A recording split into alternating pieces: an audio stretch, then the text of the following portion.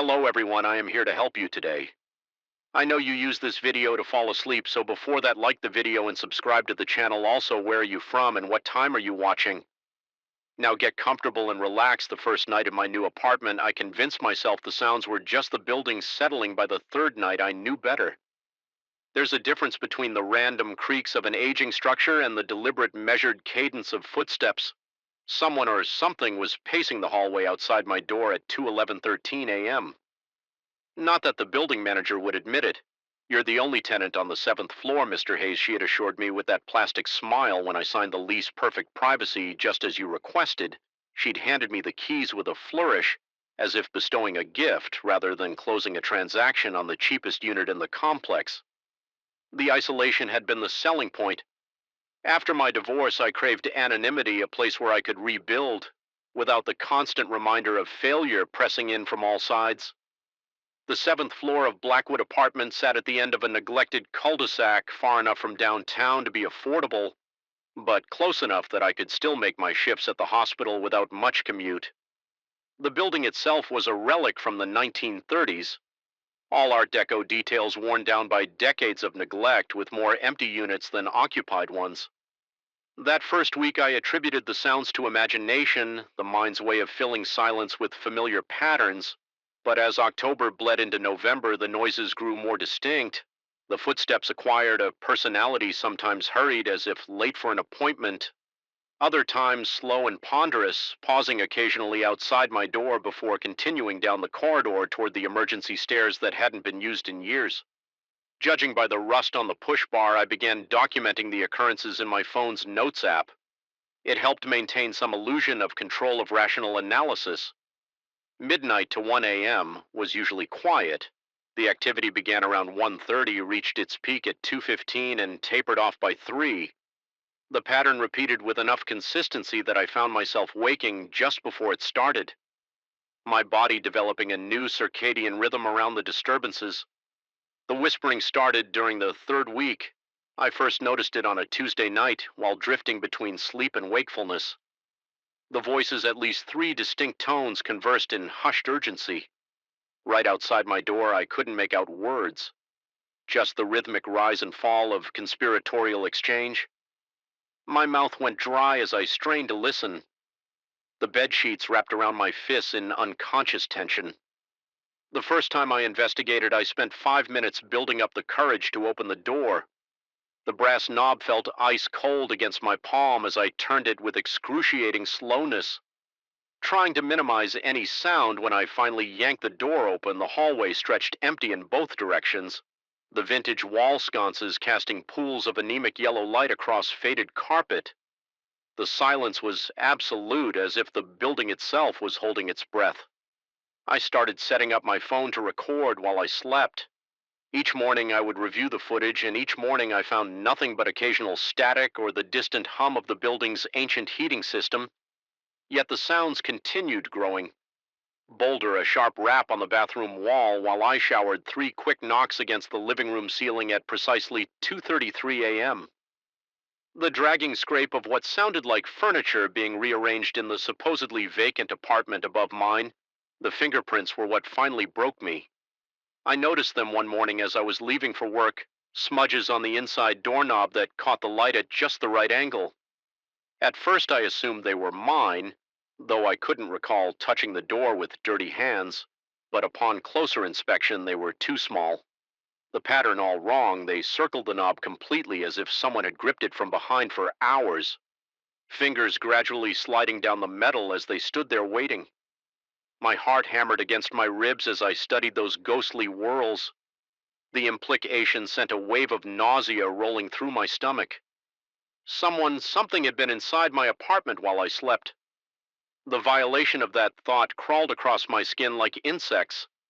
I changed the locks that afternoon, paying extra for a rush installation from a locksmith who looked at me with barely concealed judgment when I insisted on both a deadbolt and a chain. I bought a wedge doorstop and camera system I couldn't really afford. I even purchased a baseball bat. Though I hadn't played since high school that night, the building fell into an unnatural quiet. No footsteps, no whispers, no knocks. just the hum of electronics and the occasional distant siren from the city. I lay awake until dawn, the new bat within arm's reach, jumping at every creak and pop from the glow of the streetlight filtering through my curtains. I fled the room, spending the remainder of the night huddled on the living room sofa with every light blazing when morning came. I checked the cabinet's still locked chair undisturbed, as if the bowl had simply phased through solid matter, desperate for answers. I took the bowl to an antiques appraiser the following day. The elderly woman examined it carefully, her magnifying glass hovering over the strange markings on its base. She explained that the piece appeared to be mid-19th century, likely of Eastern European origin, though the symbols defied her expertise in ceramics markings. When I explained my predicament, choosing my words carefully to avoid sounding deranged, her expression shifted from professional interest to guarded concern. She returned the bowl, hastily suggesting I consult with a different type of expert, one who specialized in objects with attachment issues, as she delicately phrased it that afternoon. I spent hours researching the history of my house. The local historical society provided records showing the home had been built in 1872 by a merchant named Elias Blackwood, who had made his fortune importing exotic goods from Eastern Europe. The property had changed hands numerous times over the decades, with several owners departing under unusual circumstances, sudden relocations, unexpected financial problems, or vague health concerns that necessitated moves to different climates. As I drove home, a disturbing thought surfaced. What if my uncle's bowl had some connection to the original owner of my house? The timing aligned historically, and the Eastern European connection seemed too coincidental. My stomach tightened as I remembered that Uncle Robert had been an avid collector of antiques from estate sales across the country. That night, I placed the bowl in the center of my kitchen table and simply observed it. The house felt different. Somehow, the usual creaks and settling noises seemed deliberate, as if the structure itself was communicating in a language just beyond my comprehension. The temperature fluctuated unpredictably. Certain rooms became inexplicably cold, while others grew stifling. The air felt dense, charged with a potential energy that made the fine hairs on my arm stand at attention. At midnight, I tried a different approach. I spoke aloud to the empty house, addressing whatever force might be listening. I explained that the bowl had been given to me, that I was its rightful owner now, and that I meant no disrespect by bringing it here. My voice echoed through the high-ceilinged rooms, sounding thin and uncertain, even to my own ears as the words left my mouth. The overhead light flickered briefly, and for a moment I could have sworn I felt something brush past me. Not a physical touch, but a disturbance in the air. Like the wake of something moving quickly. I barely slept that night, drifting in and out of consciousness on the living room sofa again. Each time I opened my eyes, the bowl remained on the kitchen table, visible through the doorway. By morning, exhaustion had overtaken my fear, and I fell into a deeper sleep. I awoke to a crash from the basement. Sunlight streamed through the windows, indicating late morning. My muscles protested as I rose from the awkward sleeping position and cautiously approached the basement door. The bowl was no longer on the kitchen table.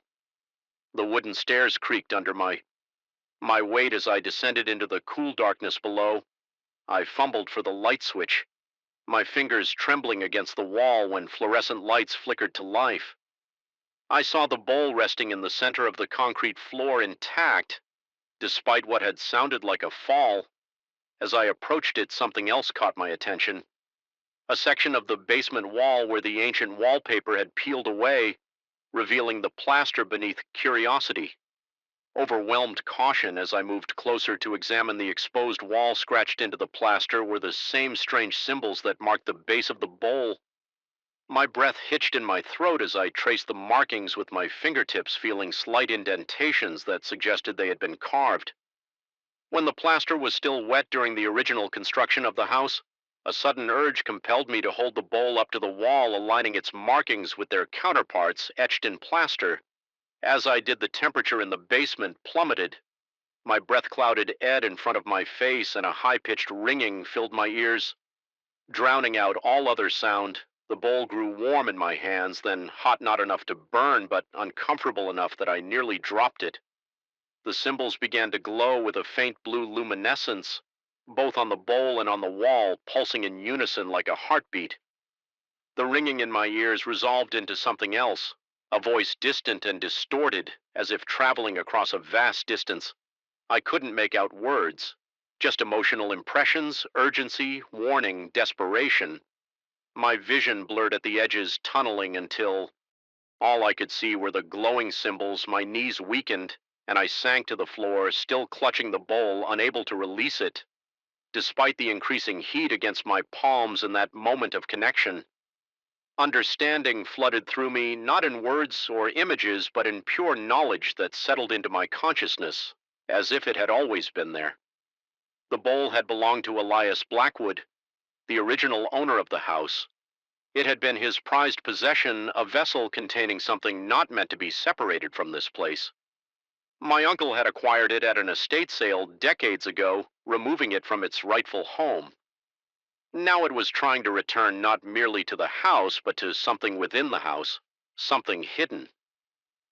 Behind these walls, the revelation ended as suddenly as it began. The glowing symbols faded, the temperature normalized, and the bowl cooled in my hands. I remained on the basement floor, gasping for breath, my heart pounding so violently I could feel my pulse in my temples. When I finally managed to stand on unsteady legs, I noticed something I had overlooked before, a thin seam in the wall, outlining what appeared to be a small door or compartment. It took hours of careful work with tools from the shed to expose the hidden compartment. Without damaging the wall further as night fell, I finally revealed a small cavity just large enough to hold the bowl. The interior was lined with the same symbols, creating a perfect nest for the ceramic piece. When I placed the bowl inside, it fit as if custom-made for this space. Something shifted in the atmosphere of the house immediately, a releasing of tension I hadn't fully registered until it dissipated. The persistent sensation of being watched evaporated. The strange noises ceased for the first time since moving in. I felt truly alone in the house. I sealed the compartment carefully, reapplying the wallpaper I had removed. Though I considered plastering over it permanently, something stopped me. Perhaps the same intuition that had guided me through this strange experience. Instead, I made the compartment accessible, but hidden. Respecting whatever agreement seemed to have been reached that night, I slept soundly in my bed, no longer fearing what I might find upon waking. The bowl remained in its proper place, not on my mantel as I had originally intended, but where it truly belonged, reunited with the house it had never been meant to leave in the weeks that followed. I researched more deeply into Elias Blackwood's history, discovering accounts of his interest in arcane practices and beliefs that would have scandalized Victorian society. The bowl, I suspected, had been part of some ritual or practice meant to protect the house, or perhaps to protect others from something within the house. Whatever its purpose, restoring it to its original location had satisfied whatever force had been manipulating it. Occasionally, I still hear unusual sounds in the night, not the disruptive crashes and movements from before, but soft, almost musical tones emanating from the basement. I've come to find them comforting rather than frightening, a reminder that my home harbors mysteries I may never fully comprehend. I've made peace with the knowledge that I don't truly own every aspect of this house. Some parts of it belong to history, to forces beyond my understanding. I am merely its current caretaker, preserving its secrets for whoever comes after me. The ceramic bowl taught me that some possessions aren't meant to be owned, they're meant to be returned. I still live in the house on Blackwood Lane. I've come to love it. Despite, or perhaps because of our unusual beginning, sometimes when I pass antique shops, I wonder how many objects sit on those shelves, desperately trying to find their way home to the places where they truly belong. And sometimes in my dreams, I see those strange symbols glowing blue in the darkness, no longer threatening, but protective. Standing guard over secrets, best left undisturbed. The shadows in our apartment weren't just absences of light, they were presences. I noticed this. My third night there, when the darkness pooled in. Corners seemed denser than simple shade should be, almost viscous in its stillness. That's when I first felt the weight of unseen eyes tracking my movements across the living room. A prickling sensation crawled up my spine as goosebumps erupted across my skin, but I dismissed it as new place jitters After all, $450 a month for a three-bedroom near Westlake University was an absurd bargain, even for a building as decrepit as ours. We should have asked why Mike and Ethan seemed unbothered those first few days. We were all electrical engineering grad students, rational to a fault, quick to dismiss what couldn't be measured or quantified. Mike, a tall guy with perpetually unkempt hair, spent most evenings hunched over circuit boards in his room. Ethan, stockier and more sociable, was rarely home, preferring the library or his girlfriend's place across town. This left me alone in the apartment. More often than I'd anticipated, the hallway connecting our bedrooms was narrow and windowless, the yellowed paint peeling in long strips like diseased skin. 12 doors lined this corridor, 3 bedrooms, a bathroom, linen closet pantry, and several storage spaces, all crammed together in what must have been a haphazard renovation of a once grand residence. I counted them obsessively that first week, a strange compulsion. I couldn't explain 12 doors always. 12 on the fifth night. I woke at 3:17 a.m. to the unmistakable sound of a door slamming shut. My heart instantly kicked into a sprint, hammering against my ribs. As I lay frozen under my sheets, the sound had come from the hallway, but both roommates were home and asleep. I strained my ears in the darkness, barely breathing, waiting for footsteps or voices that would indicate an intruder. Nothing came but silence, heavy and expectant. After 10 minutes of paralyzed listening, I forced myself to investigate. My mouth had gone desert dry, each swallow. Painful as I eased my bedroom door open, the hallway stood empty, all doors firmly closed. The air felt wrong, several degrees colder than it should have been, with a metallic tang that coated my tongue. I checked both roommates' rooms, finding them soundly asleep, then verified every door and window was locked. Sleep eluded me until dawn painted my window gray over breakfast. I casually asked if anyone had gotten up during the night. Both shook their heads, exchanging puzzled glances. Ethan suggested old buildings settle in strange ways, pipes knock wood contracts. Mike nodded in agreement, mouth full of cereal. The matter was dismissed, but the incident marked the beginning of escalating disturbances. The random door slamming became regular, always between 3 and 4 a.m. I jolt awake, heart racing, skin slick with cold sweat, only to find the hallway empty and all doors shut. My roommates complained of similar experiences, dark circles forming under their eyes, as sleep became increasingly elusive. We blamed the building's age, the wind, anything rational. Then came the cold spots, pockets of frigid air that materialized in closed rooms. Regardless of the thermostat setting, walking through them felt like plunging into ice water. My breath clouding visibly for the seconds it took to pass through these cold zones, never appeared in the same place twice, migrating throughout the apartment like hunting predators. 2 weeks in the bathroom sink began turning on by itself. The first time it happened, I was alone studying in my room when the distinctive squeak of the faucet handle turning caught my attention. My stomach tightened into a hard knot as I approached the bathroom, finding water streaming into the basin. Though no one had been near it, I twisted the handle shut with trembling fingers, noticing how unnaturally cold the metal felt against my skin when I reported this to my roommates. Their forced laughter couldn't mask their unease. We agreed to check the plumbing, but none of us actually did. I began documenting the occurrences in a journal, partly to maintain some semblance of scientific detachment, partly to convince myself I wasn't losing my mind. The entries grew increasingly frantic. Day 17. Dew slammed 3 times last night. Found kitchen chairs rearranged this morning. Mike and Ethan deny moving them. Day 19. Cold spot in my bedroom lasted over an hour. Temperature dropped to 46 degrees Fahrenheit according to my thermometer, while the rest of the room remained at 68 degrees. Fahrenheit, impossible. Day 21 sink. Turned on twice. Second time water was scalding hot steam.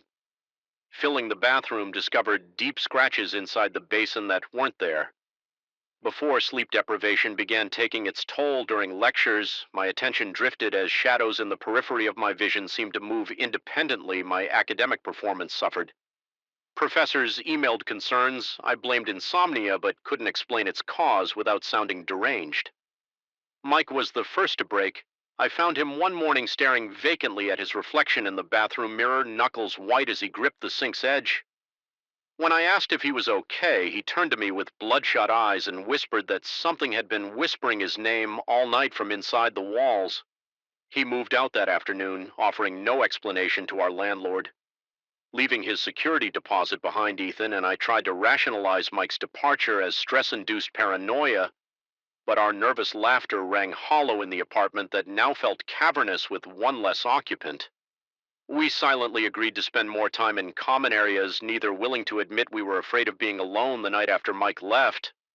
I woke to what sounded like fingernails dragging slowly across the ceiling above the living room. The scraping noise raised every hair on my body as I lay paralyzed, my pulse throbbing in my temples. The sound continued methodically back and forth, as if something was pacing above us, something heavy after an eternity of that rhythmic scratching. I forced myself from bed. My legs nearly buckled as I stood, muscles weak with fear. I found Ethan already in the hallway, face ashen in the dim light without speaking. We moved toward the living room, drawn by a compulsion stronger than our terror. The ceiling fan hung motionless, but even in the darkness we could see fresh scratches marring the blades, deep grooves carved into the wood. As if by enormous claws, the switch remained in the off position. Neither of us had touched it. The scratching had stopped the moment we entered the room, replaced by a silence so complete it seemed to swallow all sound. We stood there, breathing in shallow gasps, neither willing to speak. What we both knew something was in the apartment with us, something that wasn't bound by physical laws, something that was growing stronger. Ethan broke first, stuttering that he'd be staying at his girlfriend's. Indefinitely, he packed a bag and was gone within 20 minutes, leaving me alone in the increasingly hostile space. I considered following his example, but found myself unable to leave. Whether from stubborn skepticism or morbid fascination, I needed to understand what was happening that night. I sat vigil in the living room, lights blazing, armed with a baseball bat and my journal. The apartment remained still until precisely 3:17 a.m., when the temperature plummeted so rapidly my exhaled breath instantly fogged. The cold penetrated to my marrow as every door in the hallway began slamming in sequence, bang, bang, bang, like malevolent dominoes. I sat frozen, muscles locked with terror as the slamming continued in perfect rhythm. My mind scrambled for rational explanations, pressure, differential wind patterns, but failed to produce anything convincing. Then, with a final thunderous slam, silence returned. The apartment resumed its normal temperature so suddenly that sweat broke out across my skin with shaking legs. I forced myself into the hallway to investigate, my baseball bat clutched in white-knuckled hands. I counted the doors as I passed them, a ritual that had become compulsive: 1, 2, 3, all the way to 12, all closed. But as I turned to retreat to the living room, a flicker of movement caught my eye at the hallway's end. There, where only a BL wall had stood before, was a 13th door. My heart stuttered in my chest as I stared at the impossibility before me. The door was ancient wood, blackened with age, its surface carved with symbols I couldn't recognize, but instinctively understood were malevolent. It hadn't been there minutes before, couldn't have been there. The building's architecture made such a door a physical impossibility. Beyond it should have been the sheer drop to the alley. 3 stories below, I approached with unwilling steps drawn forward. Despite the primal fear screaming through every nerve, the wood grain seemed to shift subtly under my gaze, patterns rearranging like living tissue.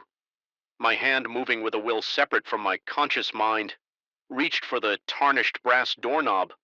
The metal burned with cold against my palm as I grasped it. My fingers instantly numbing, a low hum emanated from behind the door, rhythmic like breathing. I stood transfixed, unable to turn the knob, yet equally unable to release it, locked in a moment of terrible potential energy from the corner of my eye. I caught movement in the wall beside the door, the yellowed wallpaper rippling as if something was pushing against it from within.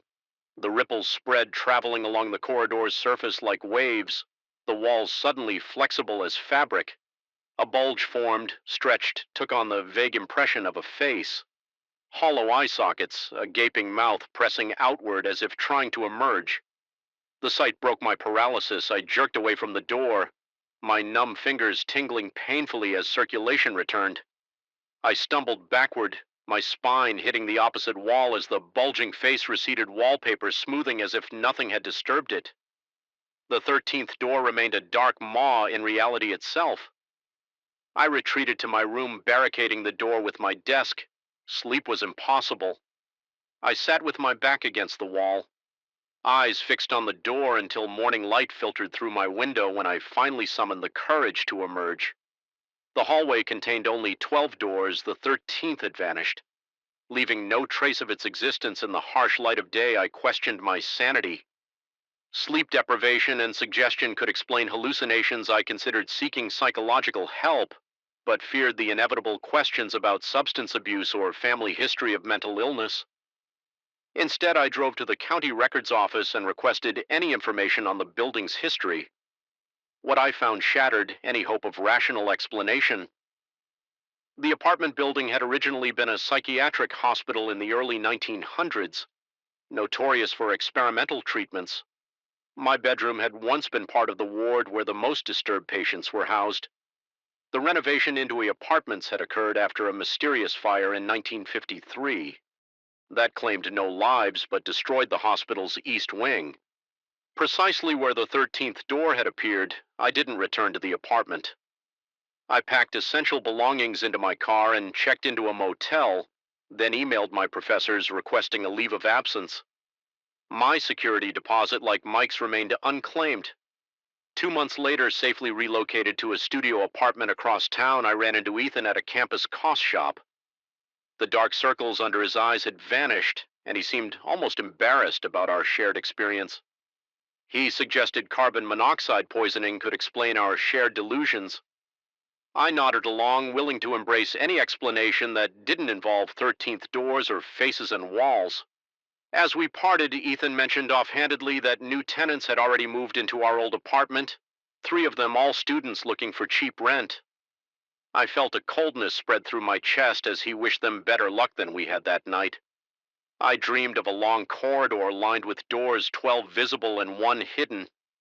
Waiting to be manifested behind it, something patient watched and waited, existing in the boundaries between walls, growing stronger with each acknowledgement of its presence. And in the dream I understood with perfect clarity that I had never truly left the apartment. Part of me remained there, trapped in the space behind the 13th door, while something else had walked away wearing my face. I woke gasping, my body drenched in cold sweat for a moment in the disorientation between sleep and wakefulness. I could have sworn my bedroom wall rippled slightly as if something behind it had taken a deep breath. But by the time I fumbled for the light switch, the wall stood solid and innocuous. I tell myself it was just a dream. I tell myself I'm safe now away from that place. But sometimes in the darkest hours before dawn, I find myself counting the doors in my new apartment, and sometimes just for an instant I think I count one too many. BR song, the fluorescent light above my desk flickered, a staccato pulse matching the throb behind my eyes.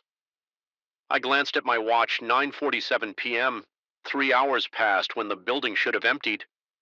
Yet here I sat, the only illuminated window in a tower of darkness from the 23rd floor. The city sprawled beneath me, a constellation of lights that felt increasingly distant from my isolated position. I hadn't intended to stay this late again, but the H account wouldn't resolve itself. That was the price of independence. My small consulting practice demanded hours that larger firms distributed among dozens.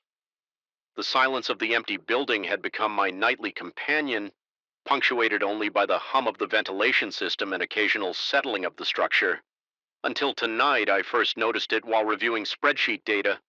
A murmur so faint I initially mistook it for traffic noise carrying up from the streets below. But as I paused, pen hovering over my notepad, the sound clarified itself. Voices, not one but several, engaged in what seemed to be a heated discussion. The sound originated from somewhere down the corridor beyond my office walls. My first thought was rational. The cleaning crew must have arrived early yet. I knew this couldn't be true. The janitorial staff worked the early morning shift, never arriving before 5 a.m. Building security had confirmed this when I'd requested my after-hours access pass.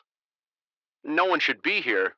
I returned to my work, dismissing the sounds as pipes or perhaps the elevator machinery. 10 minutes later, the voices grew louder, words remained indistinct, but the cadence suggested argument, rapid exchanges, AR rising. Inflection of frustration, then sudden drops to conspiratorial whispers. My skin prickled as I realized how clearly I could now discern multiple speakers. At least 3 distinct vocal patterns. The pen slipped from my fingers, rolling across the desk and onto the floor as I bent to retrieve it. The voices abruptly ceased. The silence that followed seemed more intrusive than the mysterious conversation had been. I straightened, listening intently, conscious of my quickened breathing when nothing resumed. For several minutes I returned to my work, though concentration now eluded me. My eyes darted to the door every few seconds. I found myself repeatedly checking my phone's clock. 10:13, 10:17, 10:22. The voices returned at 10:26, louder than before and with a new quality that sent ice through my veins. Urgency. I stood my chair, rolling back against the wall with a dull thud. The conversation outside continued, uninterrupted. I moved toward my office door, each step deliberate and soundless on the carpeted floor. With my hand on the handle, I hesitated, irrationally certain that opening the door would bring me face to face with whatever lurked beyond. I swallowed hard, my throat suddenly parched, and pulled the door open in one swift motion. The hallway stretched before me, bathed in the dim blue glow of emergency lighting. Empty, every office door remained closed, each with its darkened window confirming vacancy. The voices which had been so distinct behind my closed door now seemed to recede. Becoming fainter as I stepped into the corridor, I moved cautiously down the hallway past the elevator bank toward the source of the sound, which seemed to emanate from the far end where the executive suites were located. As I approached, the voices diminished further until, by the time I reached the last office, a corner suite belonging to a financial advisor who I'd never seen, used the space sign, had fully descended. I tried the door handle, locked. Pressing my ear against the cool wood, I heard nothing but the electrical hum that permeates all modern buildings, feeling foolish. I made my way back to my office, attributing the experience to exhaustion and the strange acoustics of an empty building. Perhaps sounds from the street had somehow channeled through the ventilation system, creating the illusion of nearby voices. The explanation satisfied me until I stepped through my doorway and stopped short my chair, which had rolled back against the wall when I stood. Now sat squarely before my computer as though someone had just vacated it. My pulse quickened as I scanned the room. Nothing else appeared. Disturbed. The spreadsheets remained open on my monitor, the half-empty coffee mug still perched on its coaster. My jacket still hung on the back of the door. I approached the chair, cautiously placing my palm against the cushion to check for warmth. It felt cool, but something else caught my attention. A faint scent that hadn't been present before. Something like old paper and cologne, reminiscent of my grandfather's study. Sleep eluded me that night. I lay in my bed, replaying each detail, rationalizing each element of the experience. By morning, I had nearly convinced myself that fatigue had distorted my perception. I must have bumped the chair as I re-entered the room. The scent was probably residual cleaning solution. The voice as were undoubtedly from a neighboring building or perhaps even a television. Someone had left on in another office I considered working from home that day, but dismissed the idea as cowardice. The following evening, however, I made a point to leave by 700, gathering my files to review at home instead. For 3 days, I maintained this new schedule, departing before darkness fully claimed the city. On the 4th day, a client emergency demanded my attention well past myself and opposed curfew. By the time I'd resolved the issue, night had settled heavily outside my window. The clock on my computer read 8:57 p.m. I began packing my briefcase, determined to leave before 9, when the first whispers slithered through the silence. It began as it had before, distant and indistinct, but unlike the previous occasion, the voices escalated quickly, growing from murmurs to distinct conversation within minutes. I froze FF, still gripping a folder halfway into my briefcase, and listened. The cadence matched what I'd heard before, but now I could almost distinguish words. Almost, but not quite, as though the speakers used a language just adjacent to English.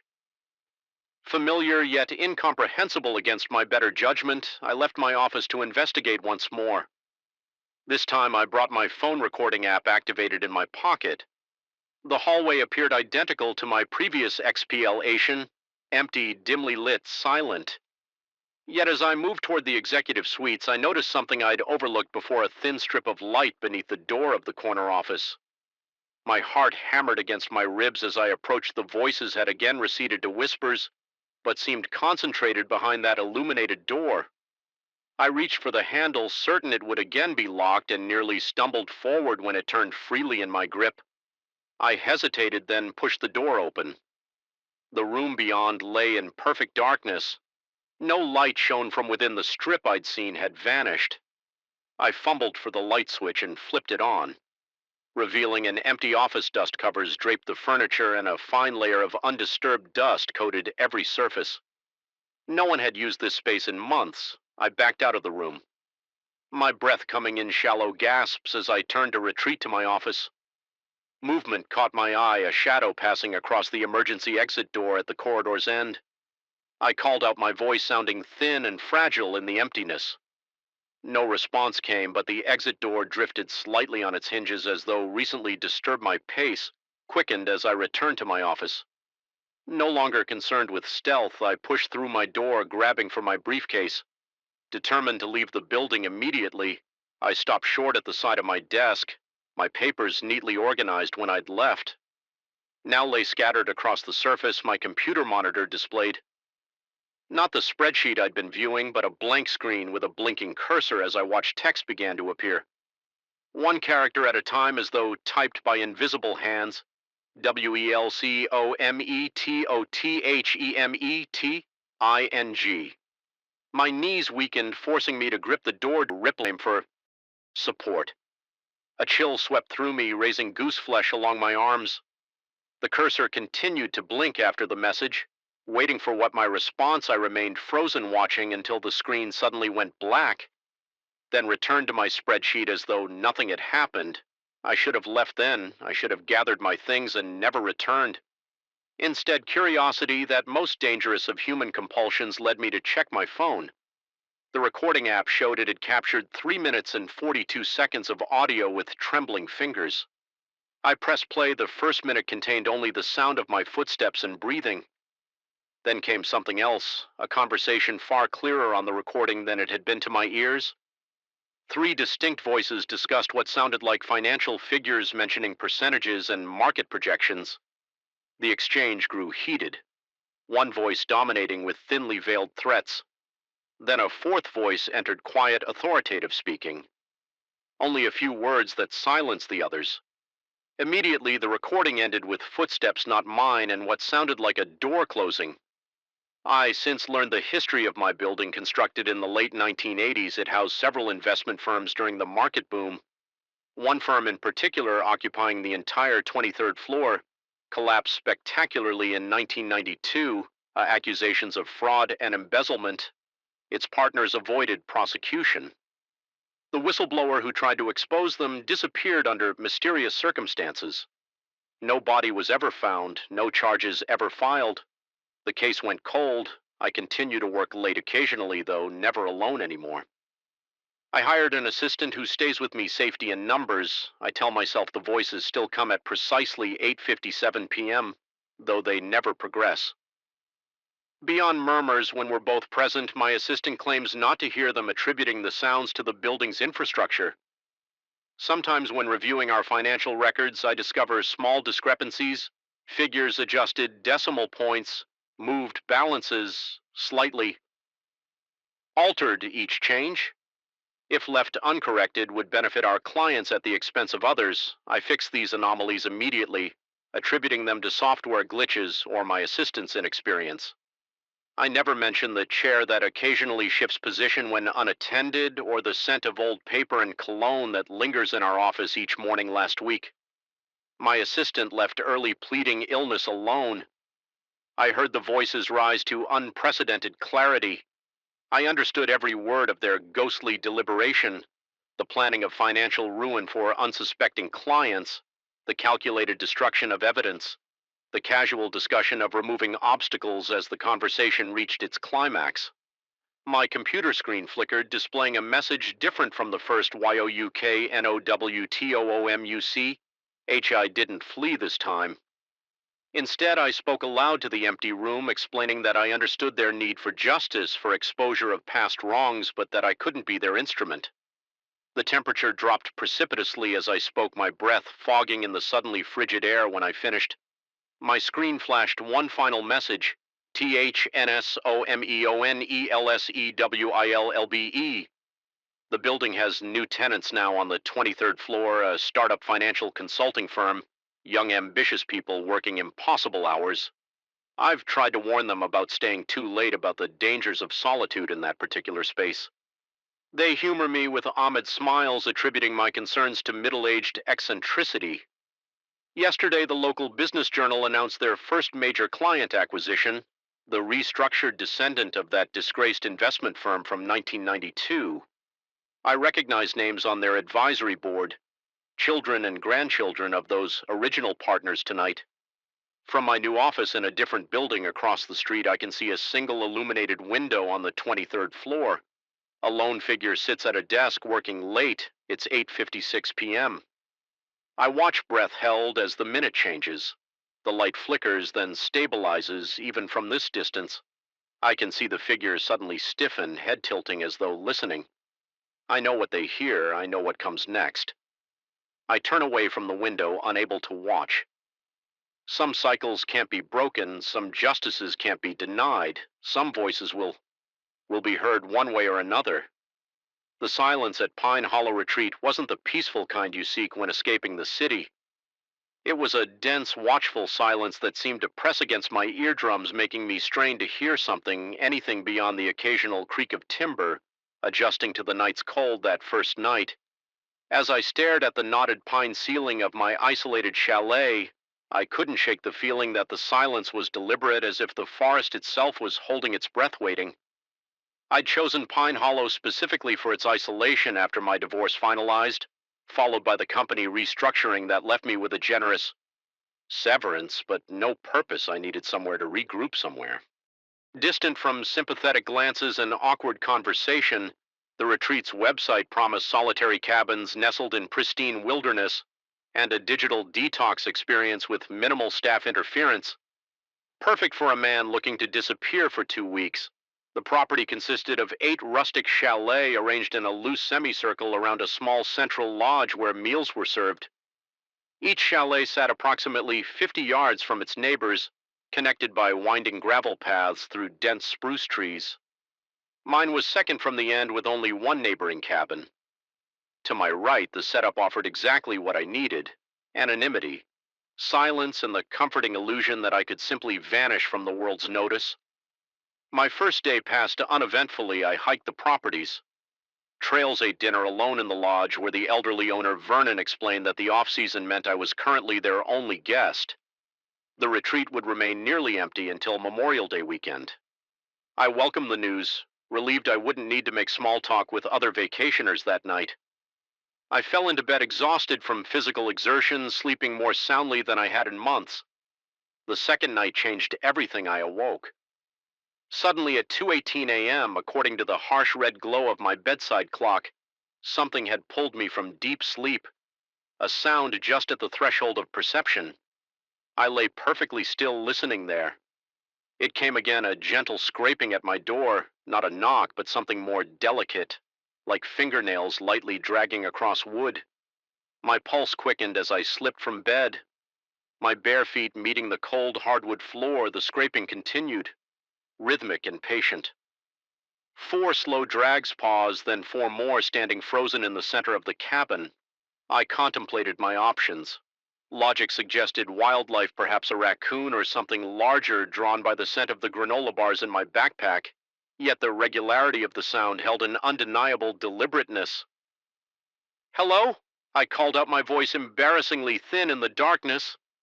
The scraping stopped immediately. I grabbed the metal flashlight from my nightstand, heavy enough to serve as a weapon if needed, and approached the door.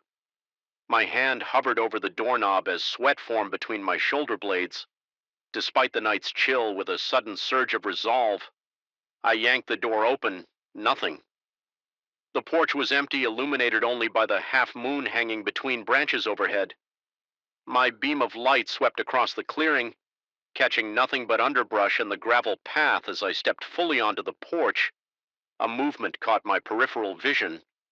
The door of the neighboring chalet was closing slowly and silently with just the faintest click. As it latched, a wave of confusion washed over me. Vernon had explicitly stated I was the only guest. Perhaps another late arrival, yet there had been no headlights, no sound of a vehicle on the gravel drive that encircled the property. I considered marching over to investigate, but something in the deliberate slowness of that closing door made my skin prickle. Instead, I retreated inside, double-checking the lock before returning to bed, where I lay awake until dawn. Painted gray light through the gingham curtains at breakfast, I casually inquired whether another had checked in. Overnight, Vernon looked up from wiping down tables, his weathered face puzzled as he assured me that no. I remained their sole occupant. When I mentioned seeing the neighboring cabin's door close, his expression flickered briefly. Something passing too quickly across his features to identify, he answered that perhaps the wind had caught an improperly latched door. Mentioning they hadn't used that particular cabin in some time due to plumbing issues, his explanation was reasonable, yet the careful neutrality in his tea felt rehearsed. I didn't press the issue, though the encounter left a knot of unease in my stomach. That afternoon, I found myself drawn to the neighboring chalet. From the outside, it appeared identical to mine, a simple A-frame structure with a small porch and green-painted door. The windows were covered with blinds drawn tightly closed, standing before it. In broad daylight, I felt foolish for my midnight anxiety. I tested the door and found it locked further. Supporting Vernon's explanation satisfied, I continued my hike, determined to dismiss the incident. Night fell early, as it tends to in densely forested areas. I'd spent the day hiking more challenging trails and returned to my cabin. Exhausted muscles, pleasantly sore after a hot shower and simple dinner, I settled into bed with a paperback thriller I'd brought along around 10 as my eyelids grew heavy. I noticed a faint glow seeping beneath my door. Not my door, I realized with a jolt of adrenaline. The light was visible through my window, a thin yellow line beneath the neighboring chalet door. I sat up, book forgotten, and watched as shadows occasionally passed across that strip of light. Suggesting movement inside, my mouth went dry as dust. Someone was definitely in that cabin, the supposedly vacant plumbing damaged cabin. I tried rationalizing the situation. Perhaps Vernon had been mistaken, or maintenance workers were making late repairs, yet neither explanation accounted for his explicit denial of occupancy that morning. As I watched, straining for any sound, the light disappeared abruptly. The sudden darkness seemed more ominous than the light had been. I sat motionless for nearly an hour, eyes fixed on the window, before finally surrendering to exhaustion. The next morning, I found myself avoiding Vernon's gaze during breakfast, afraid my questions might betray how deeply the mystery had wormed into my thoughts. Instead, I studied him when he wasn't looking, noting the pronounced stoop of his shoulders, the way his hands trembled slightly when pouring coffee. He seemed frailer than I had initially observed, more worn by time or worry. When I returned to my chalet that afternoon, I noticed subtle changes. My hiking boots, left muddy by the door, had been shifted slightly. The paperback on my nightstand lay at a different angle than I remembered leaving it. Nothing substantial enough to justify accusation, yet concrete enough to confirm my growing suspicion. Someone had been in my cabin while I was gone. The realization sent ice water coursing through my veins. I methodically checked my belongings. Nothing appeared missing, just rearranged with an attention to detail that made the intrusion all the more disturbing. Someone had touched my things with careful precision, ensuring each item would be returned to a position close enough to its original placement that I might question my own memory rather than their presence. That night, I positioned a chair facing the window that overlooked the neighboring chalet. I left my lights off and waited, tension building in my shoulders, until they EKD shortly after midnight. The light appeared again beneath their door. This time I was determined to confront whoever occupied the supposedly vacant cabin. I pulled on my boots without lacing them and stepped onto my porch. The night air carried a biting chill that cut through my thin pajamas. 20 yards of moonlit gravel separated me from answers. With each step, my heart hammered harder against my ribs. Standing before the green door, I could hear it now, a shuffling movement inside, a rhythmic and dragging, like someone pulling an injured limb across floorboards. I raised my fist and knocked firmly. The shuffling stopped instantaneously. "I know someone's in there." I called, my voice steadier than I felt. "I've seen your lights for 2 nights now." Silence answered me, so complete I could hear blood rushing in my ears. I knocked again, harder this time, the impact stinging my knuckles. "Vernon told me this cabin is vacant. Who are you still?" Nothing, though. I could feel attention focused on me from the other side of that door, as tangible as a physical touch. I tried the handle, locked as before. Frustration overrode caution, and I pounded the door with the flat of my hand. "Answer me." The whisper that came in response wasn't from behind the door, but directly beside my ear. So close I felt the ghost of breath on my skin. "Shh." I jerked away violently, nearly falling off the small porch. There was no one beside me, no one visible in any direction. The forest stood silent, witness to my escalating panic. A bead of sweat traced its way down my spine, despite the cold air raising goosebumps across my arms. That's when I noticed, while the chalet had appeared identical to mine during daylight inspection in the moonlight, I could see subtle differences. The wood of the porch seemed older, the grain patterns deeper and more pronounced. The green paint on the door was faded unevenly with darker patches, suggesting repairs to damage I couldn't quite discern in the dim light. But most disturbing was the realization that while light definitely emanated from within, it didn't match the yellow warmth of electric bulbs. This light pulsed subtly, a sickly pale glow with faint bluish undertones. Not electricity, something else. I stumbled backward no longer. Caring about answers concerned only with distance, my heel caught on the edge of a porch step and I fell hard. Palm scraping against gravel, in that moment of vulnerability, sprawled on my back looking up. I saw movement at the window. The blind shifted just slightly, and for an instant I glimpsed something watching me. Not a face exactly, but an impression of observation that sent primal terror coursing through me. I scrambled to my feet and ran, not stopping until I was safely locked inside my own cabin. I pushed a dresser against the door for good measure, ignoring the voice of reason that insisted I was overreacting that night. I didn't sleep. I sat in the chair by the window, watching as the light in the neighboring chalet remained steady until dawn approached, then winked out precisely as the first birds began their morning songs. The final 3 days of my stay became an endurance test. I considered leaving early, but found my tires mysteriously flat when I attempted to depart. All four simultaneously, a statistical improbability that Vernon attributed to metal debris on the service road. When I sought his help, the earliest a mobile mechanic could arrive was precisely my scheduled departure day. Each night followed the same pattern: the scratching at my door around 2 a.m., the light in the neighboring cabin, the shuffling movements. I stopped investigating, instead huddling in my bed with blankets pulled tight around me as if cotton and polyester could shield me from whatever existed next door on my final morning. As I loaded my repaired car under Vernon's watchful gaze, he approached me with something clutched in his gnarled hand. "Found this while cleaning your cabin," he said, extending his palm to reveal my watch, the expensive one my ex-wife had given me for our 10th anniversary, which I distinctly remembered packing securely in my toiletry bag. "Where did you find it?" I asked, voice betraying my unease. Vernon's roomy eyes met mine directly. For the first time, it was on the nightstand next door.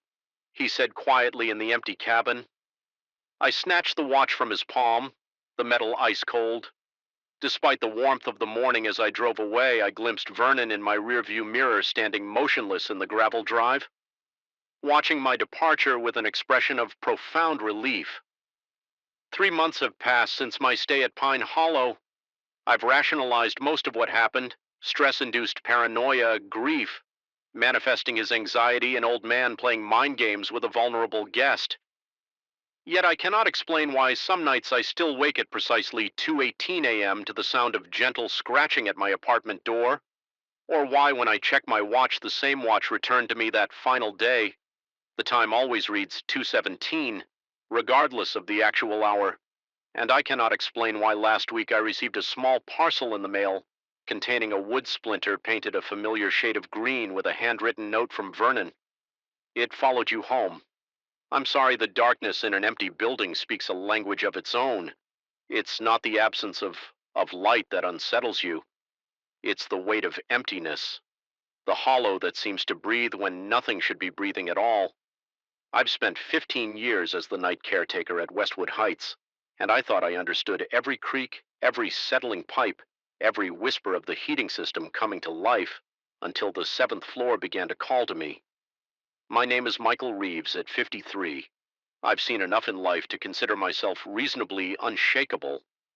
Divorced for 8 years, I found comfort in routine, in the predictable patterns of maintaining this 12-story residential building on the outskirts of town. The residents know me as the reliable shadow who fixes their leaking faucets, replaces their flickering hallway bulbs, and ensures the security of their homes while they sleep. What they don't know is how the building has changed, or perhaps how I have the seventh floor has been vacant for renovation for nearly 6 months. Now, a plumbing disaster had rendered all 8 units uninhabitable, with construction crews working during daylight hours to restore the apartments by nightfall. The floor should remain silent, dark, and locked. That's how it had been until 3 weeks ago. My nightly rounds are methodical. I begin at the basement at 11 p.m., checking the boiler room electrical panels and maintenance closets before ascending floor by floor. I inspect hallway lighting, emergency exits, stairwells, and common areas. A ritual performed with such consistency that my body moves through the building on autopilot while my mind wanders elsewhere. That Tuesday night, my routine was broken by a thin line of light leaking into the sixth floor stairwell from above. My pulse quickened slightly in instinctive response to the unexpected. The seventh floor should have been dark, as it had been every night before I climbed the remaining stairs. My footfalls suddenly seeming unnaturally loud in the concrete enclosure. The hallway was bathed in the artificial glow of a single ceiling light. Approximately halfway down the corridor, all other fixtures remained dark, creating a spotlight effect on the worn carpet and half-painted walls. I stood motionless for several moments, listening for any sign of the construction workers who might have lingered beyond their hours. Nothing but the distant hum of the building systems reached my ears. I approached the illuminated section of hallway keys, jingling soft at my hip as I drew closer. Goosebumps rose along my forearms despite the building's warmth. Something felt wrong in a way I couldn't articulate, like walking into a room and finding all the furniture shifted 1 inch to the left. Everything looked correct but felt fundamentally altered. Then I noticed it Unit 704's door standing ajar by about 3 in. I distinctly remembered securing that door myself. The previous Friday, after the contractors had finished installing new drywall, I had checked each unit.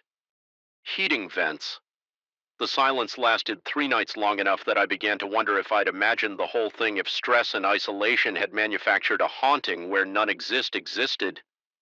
The building manager's concerned expression when I'd asked about other tenants now seemed less dismissive and more worried about my mental state. On the fourth night, I woke to the sound of scratching, faint, persistent, coming from inside the walls. It moved in irregular patterns, sometimes stopping for minutes before resuming from a different location. The sound followed me as I moved through the apartment, always emanating from whichever room I wasn't in. My security cameras picked up nothing but empty rooms and undisturbed furniture. I began to map the strange occurrences, logging times and locations in a notebook that grew increasingly chaotic. With observations, the scratching appeared most often near electrical outlets. The temperature dropped noticeably before the whispering began. The hallway footsteps followed the same path night after night, always ending at the emergency exit, but never triggering the alarm that should have sounded when the door opened. Sleep deprivation eroded my certainty at work. I caught myself zoning out during patient handovers, my mind replaying the previous night's disturbances on loop. My supervisor expressed concern about my bloodshot eyes and trembling hands. I offered vague explanations about insomnia and promised to see someone about it. Knowing I wouldn't, researching the building's history became an obsession. I dug through microfiche at the public library, scrolled through decades of local newspaper archives, even reached out to a local historian who specialized in the city's architecture. The Blackwood had once been a hotel before being converted to apartments in the 1960s. Nothing in its past suggested tragedy or violence, no suicides, no murders, no mysterious disappearances that might explain a haunting. The only oddity was a brief mention in the 1974 article about the building's renovation. The seventh floor had been closed for remodeling that was never completed. According to the piece, residents had complained about disturbances that the owner attributed to structural issues requiring attention. The floor had remained vacant until the current management company purchased the building in 2018. I confronted the building manager with this information. Her smile faltered as I pressed for details about the seventh floor's history. She eventually admitted that I wasn't the first tenant to report strange occurrences, but insisted they were just old building problems that maintenance was addressing when I asked why the rent was so much lower than comparable units. She changed the subject the night after our conversation. I returned to find my apartment door slightly ajar. I was certain I'd locked it, had developed an almost compulsive habit of checking the lock 3 times before leaving. My heart pounded as I nudged the door open. With my footbat raised defensively, everything looked undisturbed at first glance, but as I moved through the room, small discrepancies emerged. My toothbrush had been moved to the opposite side of the sink. Books on the shelf had been rearranged. Their spines no longer aligned the photo of my ex-wife and me. The one I kept meaning to put away, but never did, had been turned face down. Most disturbing of all, my notebook detailing the disturbances lay open on the kitchen counter, though I distinctly remembered placing it in my bedside drawer. Someone had added a single line in handwriting. Not my own, "We were here first." My hands trembled so violently I could barely dial my brother's number. The call went to voicemail. I tried a friend next, then another. Growing increasingly desperate as each call went unanswered, it was as if the world beyond my apartment had ceased to exist, leaving me alone with whatever presence had invaded my home. That night, I barricaded myself in the bedroom, pushing the dresser against the door and wedging chairs under both window locks. The bat lay across my lap as I sat on the edge of the bed, light on television droning at low volume, anything to fill the silence with human sounds at precisely 2:13 a.m. The power went out. The sudden darkness hit like a physical blow. The emergency lights in the hallway should have activated, but not even their faint glow seeped under my door. The darkness was absolute, a void that pressed against my eyeballs with tangible weight. My breath came in shallow gasps as I fumbled for my phone. The screen illuminated with pain. F. Brightness. The battery at 177%. I activated the flashlight function and swept the beam around the room. The familiar contours of furniture offered momentary comfort until the light caught something that didn't belong, a handprint on the ceiling directly above my bed, as my gaze fixed on that impossible mark. The first knock came not from the hallway or the walls, but from inside my closet. I froze, muscles locked in primal terror, personally ensuring they were locked for the weekend. My throat constricted as I approached. I called out, announcing myself as the building caretaker, my voice sounding strangely hollow in the empty corridor. No response came. Using my flashlight, I pushed the door further open and swept the beam across the apartment's interior. The space was gutted, exposed wall studs, wires dangling from the ceiling, plastic sheeting covering the unfinished flooring. Construction tools lay organized along one wall exactly as they should be, yet something had disturbed the thin layer of drywall dust coating the entrance. A set of indistinct marks swept across the plastic sheeting against better judgment. I stepped inside. The temperature dropped noticeably as I crossed the threshold, my breath forming a subtle vapor in the air. I blamed it on a draft from the exposed ventilation system, but even as I formed the rational explanation, a different part of my mind rejected it. This cold had a presence to it, a deliberate quality that made my skin prickle. I advanced further into the apartment, sweeping my flashlight across the skeletal room. The beam caught something unusual on the far wall, a small mark that hadn't been there during my Friday inspection. Drawing closer, I discovered a series of thin vertical scratches in the fresh drywall. Each about 8 inches long, they appeared deliberate rather than accidental. 5 parallel lines grouped together like fingers had scraped downward. A subtle current of air brushed against the back of my neck. Stirring the fine hairs there, I spun around, heart hammering against my ribs, but found only the empty apartment behind me. The sensation persisted, however, a featheral touch circulating through the static air. Despite the absence of functioning ventilation, then came the sound. Distant at first, barely distinguishable from the building's ambient noise, a metallic rotation followed by a soft click. My body recognized it before my mind could process it. The sound of the apartment's front door latch. Engaging adrenaline surged through me as I rushed back toward the entrance flashlight beam, bouncing wildly. Across the unfinished walls, the door stood firmly closed when it had been open. Moments before I gripped the handle and turned nothing. It had locked from the outside. A cold sweat broke across my forehead as I jiggled the handle with increasing force. The lock mechanism was new. I had installed it myself the previous week. It wasn't designed to lock automatically. Someone or something had to have turned the key. I called out again, louder this time, my voice cracking slightly with the strain of forced composure.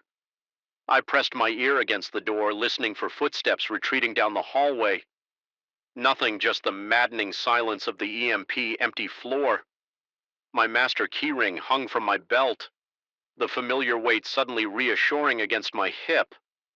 I fumbled with trembling fingers, selecting the correct key and pushing it into the lock. It slid in halfway and stopped as if something obstructed it from the other side. Impossible, I had installed every lock on this floor myself. Panic began to bloom in my chest, my heart pounding so violently I could feel my shirt moving with each beam. I threw my shoulder against the door once, twice, 3 times before the frame finally splintered and gave way. I stumbled into the hallway, bracing myself against the opposite wall, gasping for breath. The corridor stood empty. The single light still burned overhead, creating islands of shadow. At either end of the hallway, I scanned both directions, looking for any sign of an intruder, but found only the silent row of closed doors staring back at me like blind eyes. When my breathing finally steadied, I examined the door I had just forced open. The lock appeared untampered with. From the outside, I tested my key again. It now slid in smoothly and turned without resistance. The door swung freely on its hinges, showing no sign of having been jammed. Moments before, I convinced myself that the lock had malfunctioned, a reasonable explanation for a newly installed mechanism. I reported it in my maintenance log and finished my rounds, though my usual methodical pace had been replaced by hurried movements and frequent glances over my shoulder. 2 nights later, it happened again. Different unit, same floor, a light where none should be, a door that should have been locked. Standing open this time, I didn't enter, I merely closed and locked the door, making a note to check the contractor's sign-out procedure. But as I turned to leave, the unmistakable sound of footsteps pattered across the floor inside the apartment I had just secured. The following week brought more incidents. The pattern became predictable, yet inexplicable lights activating themselves in various sections of the 7th floor. Doors found ajar that I personally had locked, cold spots that moved through the hallway like invisible pedestrians.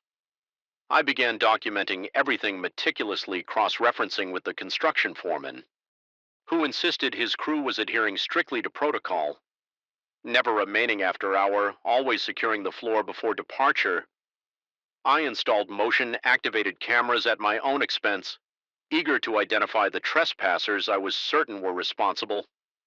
The footage showed nothing, just empty hallways and doors that opened by themselves, locks turning without visible assistance in one particularly disturbing sequence.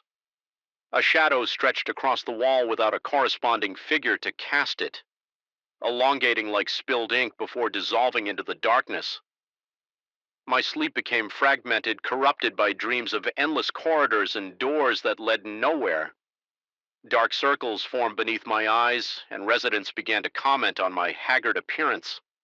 I brushed off their concerns with manufactured smiles and vague references to seasonal allergies. The construction foreman noticed too. He pulled me aside one morning as his crew arrived, asking if I was feeling all right. I hesitated before mentioning the strange occurrences on the seventh floor. His expression shifted from concern to unease. As I detailed the incidents, he admitted reluctantly that several of his workers had requested reassignment from the project, citing uncomfortable feelings and unexplained equipment failures while working on the seventh floor. One electrician had quit entirely after claiming to hear someone whispering his name from inside a wall cavity. The foreman had dismissed it as job site superstition, but now he wasn't so certain those revelations should have reinforced my growing dread, but instead they provided a strange comfort. I wasn't alone in my experiences. Whatever haunted the seventh floor had made itself known to others. This wasn't madness, or at least not mine alone. Armed with this validation, I altered my approach. Instead of avoiding the floor or rushing through my inspections, I began spending more time there. I would bring a folding chair to the hallway each night, positioning myself where I could observe the entire corridor, and simply wait sometimes for hours, enduring the oppressive silence and the creeping sensation of being watched from every shadowed corner. Last night, everything escalated. I had settled into my usual surveillance position when the temperature plummeted so rapidly that my breath instantly clouded before me. The cold penetrated my uniform, seeping into my bones with an unnatural intensity that no drafty building could explain. All the department doors along the corridor simultaneously swung open, the sound of their unlatching echoing like synchronized gunshots in the confined space. I froze fingers digging into the arms of my folding chair, unable to flee or call out from within each darkened unit. A soft blue illumination began to pulse, casting rhythmic shadows across the hallway. The light seemed to breathe, expanding and contracting with organic precision. My own breathing sin ionized with it. Involuntarily, my lungs filling as the light grew stronger, emptying as it dimmed. Then I heard it, a sound so ordinary it became terrifying in this context. From the furthest unit came the unmistakable noise of running water, not the violent rushing of broken pipes that had originally damaged this floor, but the gentle patter of a shower in use. Steam began to billow from the doorway, rolling down the corridor toward me like a living fog. My paw paralysis broke. I stood shakily, my chair clattering to the floor behind me. The sound echoed unnaturally, repeating and distorting until it resembled distant, mocking laughter. I backed toward the stairwell, unwilling to turn my back on the open doorways. The fog continued its advance, swirling around my ankles with deliberate movement within its vaporous body. I could discern shapes forming and dissolving, suggestions of faces and limbs that vanished. When direct observed, my back hit the stairwell door, and I fumbled blindly for the handle eyes still fixed on the hallway as I pushed through to the stairwell. I caught one final glimpse of the corridor standing in the steam. Filled haze was a figure humanoid, but wrong. Somehow its proportions subtly distorted. It raised what might have been an arm in a gesture that could have been a greeting or a warning. I didn't sleep at all last night. I called in sick today. The first time I've missed work in 3 years. The construction foreman texted me this afternoon asking if I knew why his crew found all their tools arranged in perfect concentric circles in the middle of Unit 704. This morning I didn't respond tonight. I will return to Westwood Heights and to my duties. I will make my rounds, checking each floor methodically as I have for 15 years. And when I reach the seventh floor, I know what I'll find: a light where none should be, a door that should be locked, standing open, but this time I think I'll walk in and close the door behind me, whatever waits there has been calling to me specifically. Maybe it's time I answer the darkness. In an empty building speaks a language of its own. After all these weeks, I think I'm beginning to understand what it's saying. The first message arrived at 3:17 a.m. The sudden blue glow from my phone cut through the darkness, like a knife casting strange shadows across my bedroom ceiling. My own number stared back at me, identical to the one listed as me in my contacts. The text was simple: Yuval you. I blinked, sleep evaporating from my mind. You returned the translation made my skin crawl. Despite the grammatical error, I didn't speak Portuguese. I had never been to Brazil or Portugal or anywhere that would justify this. Linguist slip, my thumb hovered over the screen. I typed, "Who is this?" and pressed. Send the message showed the spinning circle, then failed. I tried again. Same result, the digital void swallowed my attempts at communication, leaving only that question hanging in the air between me and or myself. I checked my call log, my message history. Nothing, no record of receiving anything at 3:17 a.m. When morning came, I contacted my carrier. The representative's voice carried the practiced patience of someone dealing with paranoid customers daily. He assured me no messages had been sent to or from my number overnight. No unusual activity whatsoever. The conversation left me with a hollow feeling in my stomach, as if I'd swallowed something cold and heavy that refused to dissolve. For 5 days, I convinced myself it had been a dream, a glitch, or some elaborate prank that would eventually reveal a itself. The rational explanations I constructed felt like paper shields against the nagging dread that had taken residence in my chest. I found myself checking my phone obsessively, the screen becoming both a source of anxiety and the only window into whatever was happening. The second message came while I was brushing my teeth. "No, Saya, ainda don't leave yet." My toothbrush clattered into the sink. I nearly slipped on the bathroom tile as I lunged for my phone. Heart hammering against my ribs, the screen showed no notification. Nothing but, as I stared at it, pupils dilated in the harsh bathroom light. The message appeared on my lock screen as if materializing from thin air. My hands trembled as I unlocked the phone. The message was there then in my normal messaging app from my own number. I took screenshots, recorded a video of me scrolling through the conversation. I wasn't crazy, but when I logged into my carrier account, once again, there was no record of these exchanges. Sleep became my enemy. I would lie awake phone, face down across the room, but still, somehow feeling its presence like a malevolent entity. The soft buzz of electronics in my apartment, the refrigerator's hum, the digital clock's subtle electrical pulse took on sinister undertones.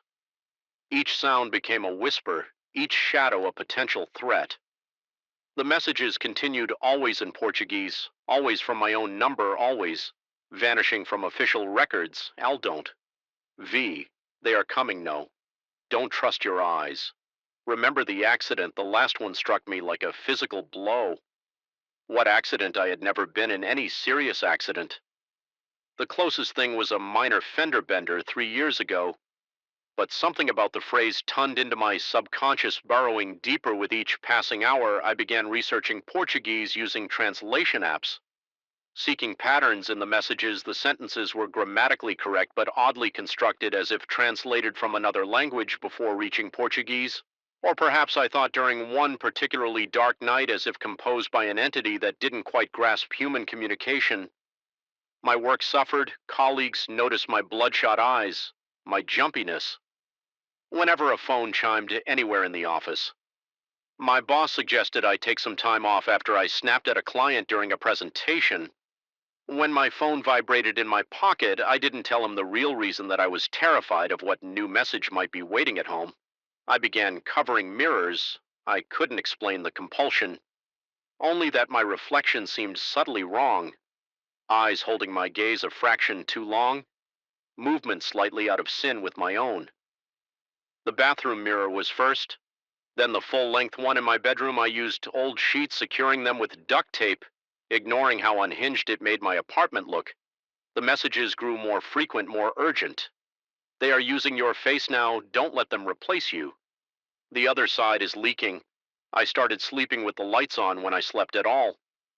My apartment became a fortress, blinds, drawn doors double locked. I began recording everything, setting up my laptop to capture video while I slept, hoping to catch what I wasn't sure, but the camera's unblinking eye provided a thin veneer of security. The recording showed nothing unusual, just me tossing and turning, occasionally checking my phone with wild, desperate movements, but watching myself sleep was its own kind of horror. There was something uncanny about seeing my unconscious body vulnerable and unaware. Sometimes I thought I could see my eyes open slightly, staring.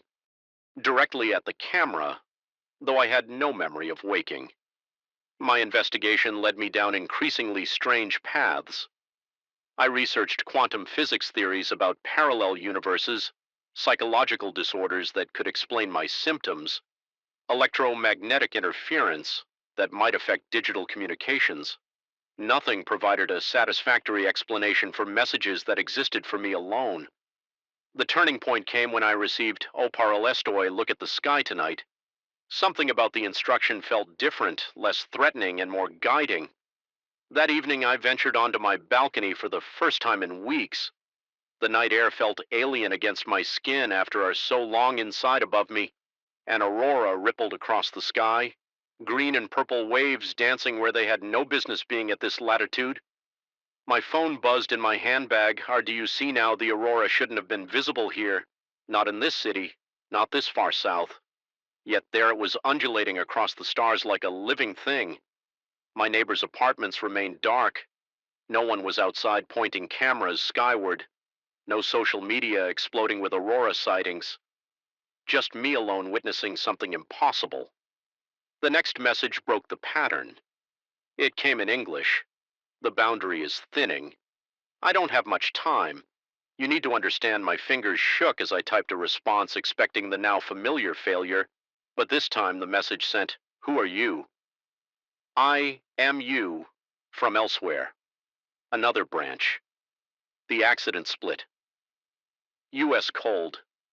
Sweat beaded on my forehead. The accident, I couldn't remember what accident I typed. The quantum computing experiment. You were there. I was there. We were the same. Until the divergence fragments of memory surfaced. A laboratory I'd never seen. Equipment I didn't recognize. Faces of colleagues I'd never met. Yet somehow familiar, like deja vu given physical form. My head throbbed with each new image. He explained the other me from some parallel reality, that an experiment had gone wrong, creating a fracture between dimensions in his world.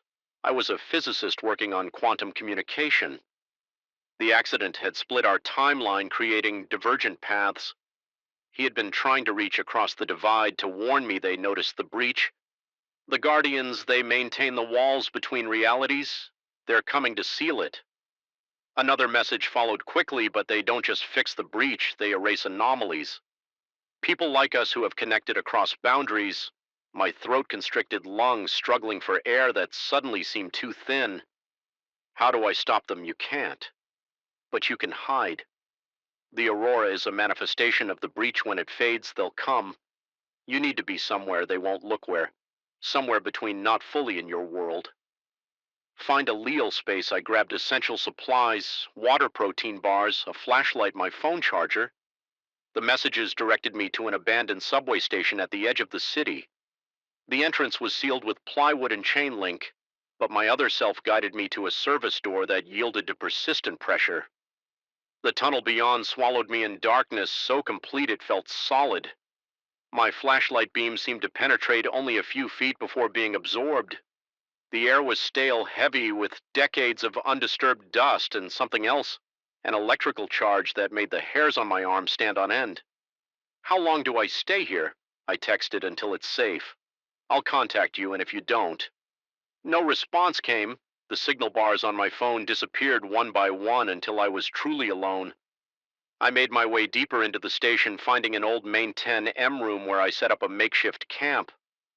The walls were covered in faded safety notices and what looked like mathematical equations scrolled in yellow chalk. They reminded me of quantum formulas I'd seen during my research, but more complex symbols I didn't recognize. Interspersed with the familiar time became meaningless. Underground, my phone still worked as a clock, but with no natural light. The hours blurred together. I slept when exhaustion overtook me waking to the same unchanging darkness. The only sounds were the distant rumble of trains passing on active lines far above and the occasional skittering of small creatures in the walls. On what my phone claimed was the third day, I heard something new, footsteps too measured and deliberate to be rats.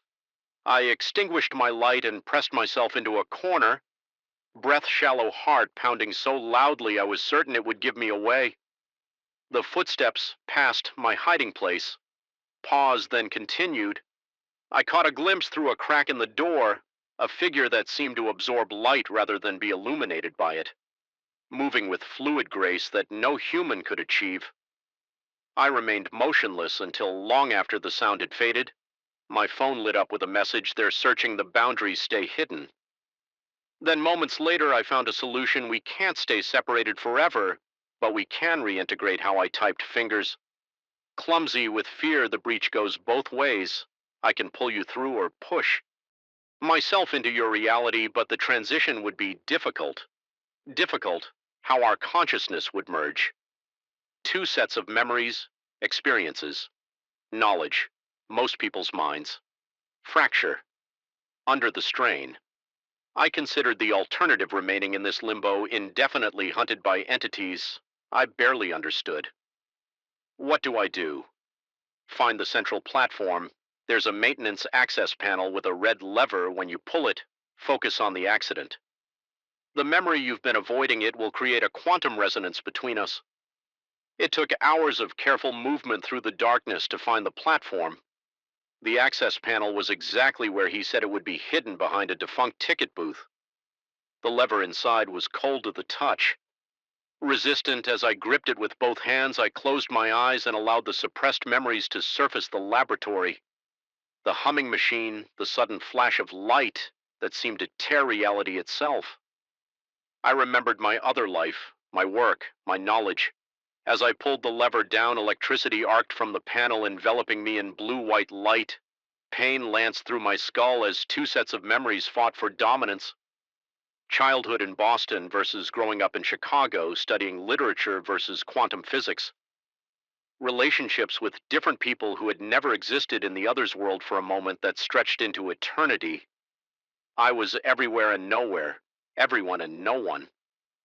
When consciousness returned, I found myself lying on my apartment floor, phone clutched in my hand. The screen showed a message thread with my own number, but now I could see both sides of the conversation: what I had sent and what I had received. Both were mine, both had always been mine. I stood on shaky legs and approached the covered bathroom mirror with trembling fingers. I pulled down the sheet, my reflection stared back, but now I recognized it fully. The subtle wrongness IID perceived was just the disconnection between my fractured selves. My phone buzzed one final time, my number, our number, with a simple message: "We're whole now, but the boundary remains torn. Others might find their way through." I glanced at my window, where the night sky appeared normal. Stars visible between city buildings. No aurora, no visible breach. But I knew better now. Reality was thinner than anyone suspected, more permeable, and somewhere beyond the veil. The Guardians were still searching. I turned away from the window and began removing the sheets from all my mirrors. I would need to see clearly from now on. After all, I knew exactly what to watch for. The fluorescent lights in the Harmon Business Center flickered with an unnatural rhythm, casting sickly shadows across the fourth-floor hallway. The constant electrical hum that permeated the building seemed to deepen as I approached the end of the corridor clipboard. In hand, something about this place had felt wrong from the moment I'd accepted the contract to assess the commercial properties. Not wrong in any way I could articulate, just a persistent gnawing wrongness that settled in the pit of my stomach and refused to dissipate. My name is Michael Reeves, commercial property assessor for Westlake County. I've spent 15 years evaluating office spaces, retail locations, and industrial properties. I know buildings. I understand their logic, their patterns, their secrets. At least I thought I did before I encountered Office 408.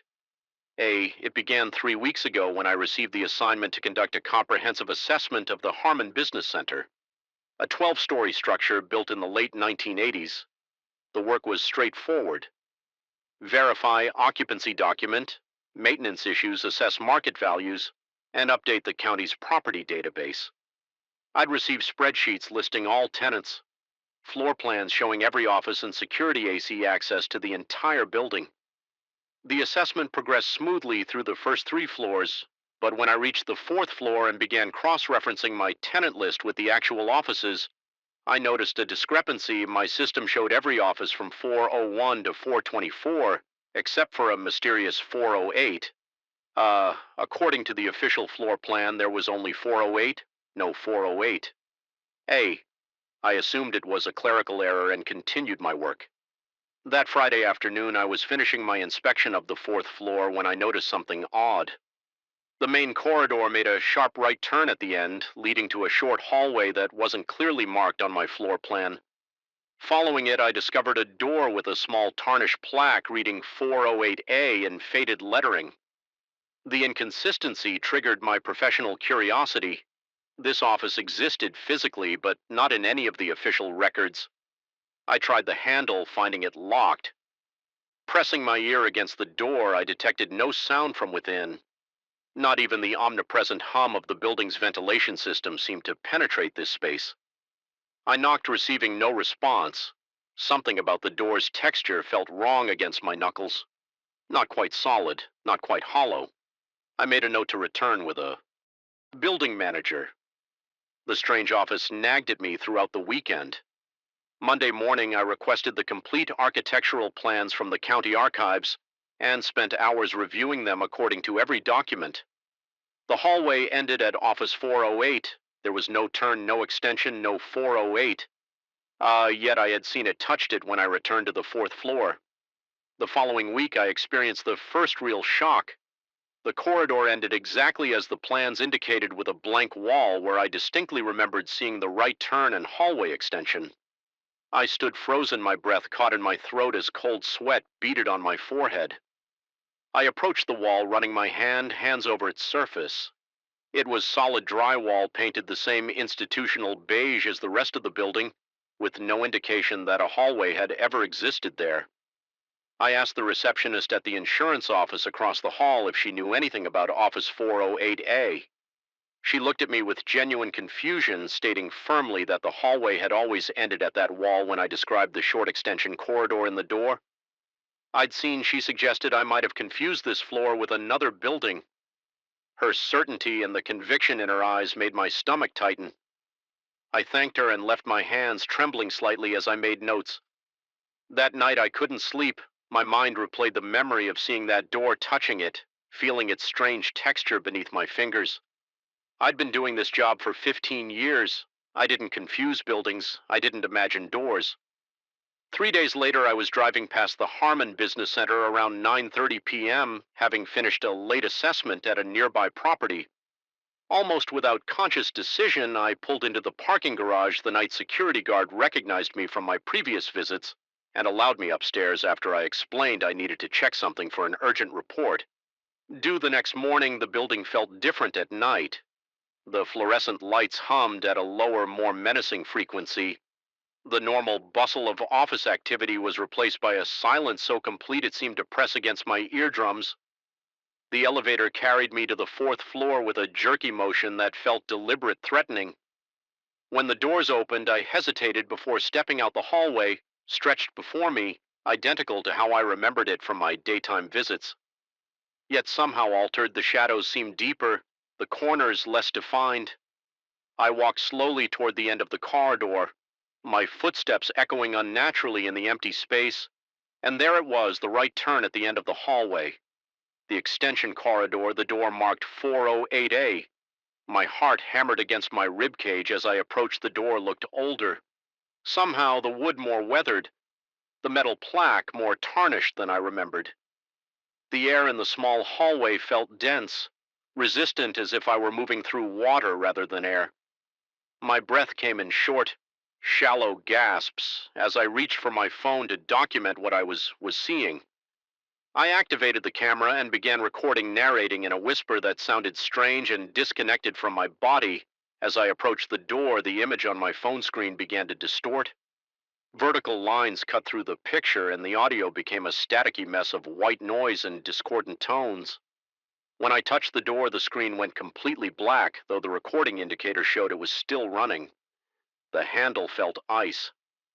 Cold against my palm set in a jolt of pain up my arm. It turned easily this time, and the door swung inward with no resistance. The opening revealed only darkness, not the absence of light, but a tangible darkness that seemed to absorb the hallway illumination at its edges. Standing at the threshold, I felt a pressure differential as if the space beyond the door was drawing air from the corridor. That's when I heard a sound from within the darkness. Not a voice, not machinery, but something between a whisper and the rustle of paper. It conveyed intention without words, awareness without presence. My skin erupted in goosebumps and a wave of nausea crashed over me. Every instinct screamed for retreat. I backed away, watching as the darkness seemed to seep around the edges of the doorframe like black smoke. The door remained open, an invitation or a threat I couldn't interpret. When my back hit the opposite wall, I turned and ran, not stopping until I reached the elevator. My hand shook so violently I could barely press the button for the lobby and the parking GUGE. I sat in my car for nearly an hour, trying to calm my racing heart and rationalize what I'd experienced. When I finally felt composed enough to drive, I checked my phone to review the video evidence. The recording was there, nearly 6 minutes long, but played back as visual static and a horrible screeching noise that forced me to mute my phone. The final frame showed what looked like elongated fingers reaching toward the camera before cutting to black. I told myself I needed verification, confirmation from another person that what I was experiencing was real. The next morning, I returned to the building with James, a security supervisor I'd befriended during my assessments. I explained that I needed to check something on the fourth floor, but didn't elaborate on what we might find. As we walked the corridor together, I felt a creeping dread when we approached the end, as I feared and somehow expected the hallway terminated in the same blank wall I'd seen during my daytime visits. James looked at me with growing concern as I described the extension corridor and office. 408A, I showed him the corrupted video, which now displayed nothing but black frames and produced no sound at all. He suggested gently that I might be overworked, that stress can cause perceptual distortions. I couldn't blame him for his skepticism, but his disbelief only deepened my isolation. Over the next 2 weeks, I visited the Harmon Business Center at different times, documenting when the mysterious extension appeared and when it didn't. A pattern emerged.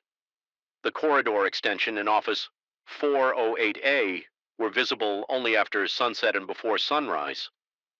During business hours, the hallway always ended in a blank wall. No one else seemed to notice anything unusual about the fourth floor. I began researching the building's history, searching for any information about Office 4A or unusual occurrences on the fourth floor. The Harmon Business Center had been constructed in 1987 on the site of an older structure. The Harmon Medical Arts Building, which had been demolished after a fire, archives from the local newspaper mentioned nothing unusual about either building. Though I did discover that the original structure had housed psychiatric offices last night. I returned to the building around midnight, determined to investigate Office 408A more thoroughly. I signed in with the night guard, who had grown accustomed to my odd hours, and took the elevator to the fourth floor as anticipated. The extension corridor and Office 408A awaited me at the end of the hallway. This time I came prepared with a digital recorder, a flashlight, and a small digital camera. In addition to my phone, all devices began malfunctioning as I approached the door. Batteries draining inexplicably, screens flickering, then going dark. The flashlight dimmed to a feeble glow that illuminated nothing standing before the door. I experienced that same sensation of heavy, resistant air and the subtle pulling feeling as if the space beyond the threshold was creating negative pressure. The door stood slightly ajar, this time, revealing a sliver of that absolute darkness within. I almost retreated, then almost turned and walked away, resolved to complete my assessment report without including the mysterious office. But professional pride and a growing obsession pushed me forward. I needed to understand what was happening. I needed to validate my experiences. I pushed the door open wider and directed my failing flashlight into the space. The beam didn't penetrate the darkness, rather. The darkness seemed to swallow it whole, but as my eyes adjusted, I began to perceive shapes within the blackness. The vague outlines of what might have been office furniture distorted and elongated, as if viewed through warped glass, and there was movement, subtle shifts in the density of the darkness. Suggesting something circulating within the room, the air temperature dropped dramatically. my breath fogging before me as I stood at the threshold. That sound returned the whisper rustle I'd heard before, but now it formed patterns that almost resembled words. Logic insisted I should not enter, but I found myself taking a step forward anyway, crossing the threshold into office 408. The cold intensified, immediately burning my lungs with each breath. The door swung shut behind me with a soft click that sounded final, irrevocable, in the absolute darkness. My sense of orientation vanished. I couldn't tell which direction faced the door, which way was forward or back. Then came the sensation of presence, not just one, but many. I wasn't alone in that lightless void. Something moved past me, brushing against my arm with a touch that felt like dry paper. Another passed behind me close enough that I felt the displacement of air against my neck. My heart pounded so violently I feared it might rupture. The whisper rustle. Sounds converged, forming words I could almost comprehend. They seemed to emanate not from any particular direction, but from the darkness itself. I strained to understand, feeling that they were trying to communicate something of vital importance. That's when I saw it, a faint phosphorescent glow emanating from what appeared to be a desk at the center of the room. As my eyes adapted further, I could make out papers spread across its surface, glowing with their own pale light. I moved toward them, driven by a compulsion I couldn't resist. The papers contained architectural drawings of the Harmon Business Center, but with significant differences from the building I knew. Additional rooms, hidden passages, and altered dimensions filled the blueprints. Most notably, the fourth floor showed a much larger space where Office 408A should be a suite of rooms designated as special projects with no further explanation. As I examined the papers, I noticed dates in the corners. They weren't from the 1980s when the current building was constructed, but from 2031, 6 years in the future. My hands trembled as I tried to process this impossibility. The whisper rustle sounds intensified, becoming almost frantic in their rhythm. A sudden clarity struck me. Office 408.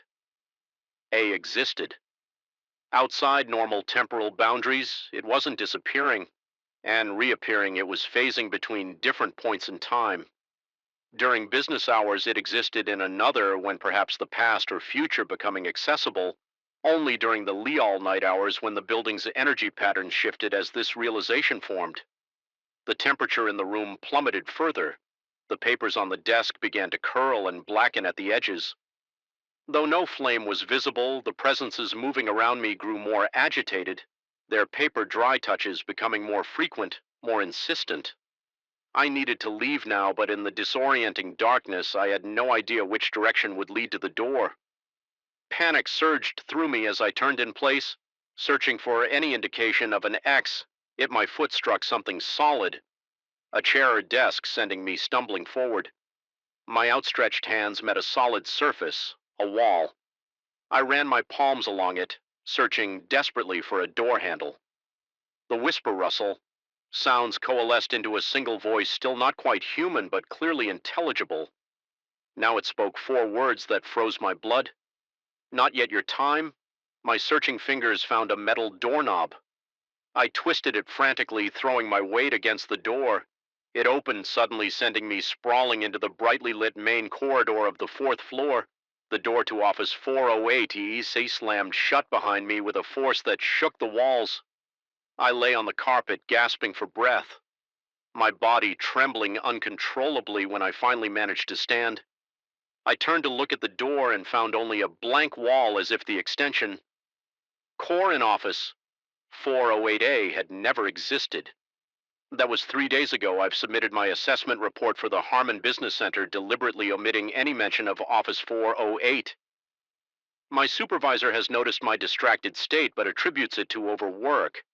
I've requested a transfer to residential assessments, citing a need for change after 15 years in commercial properties. But I know I'll return to the Harmon Business Center. The architectural drawings I saw in that darkness haunt my thoughts.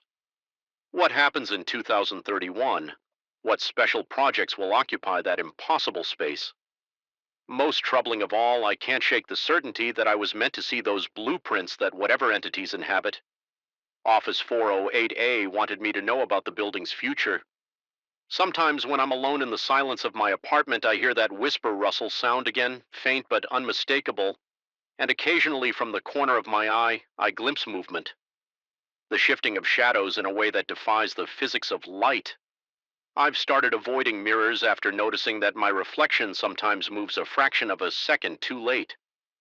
I don't know if I encountered something supernatural in Office 408A, or if the room represents some kind of temporal anomaly with a scientific explanation. What I do know is that whatever exists in that space recognized me, communicated with me, and for reasons I cannot fathom, released me. Not yet my time. It said the implication being that someday it will be beak. The first thing I noticed wasn't the silence, but its absence. The distant hum of traffic I'd been hearing for miles suddenly vanished, replaced by a vacuum so complete it made my ears ring.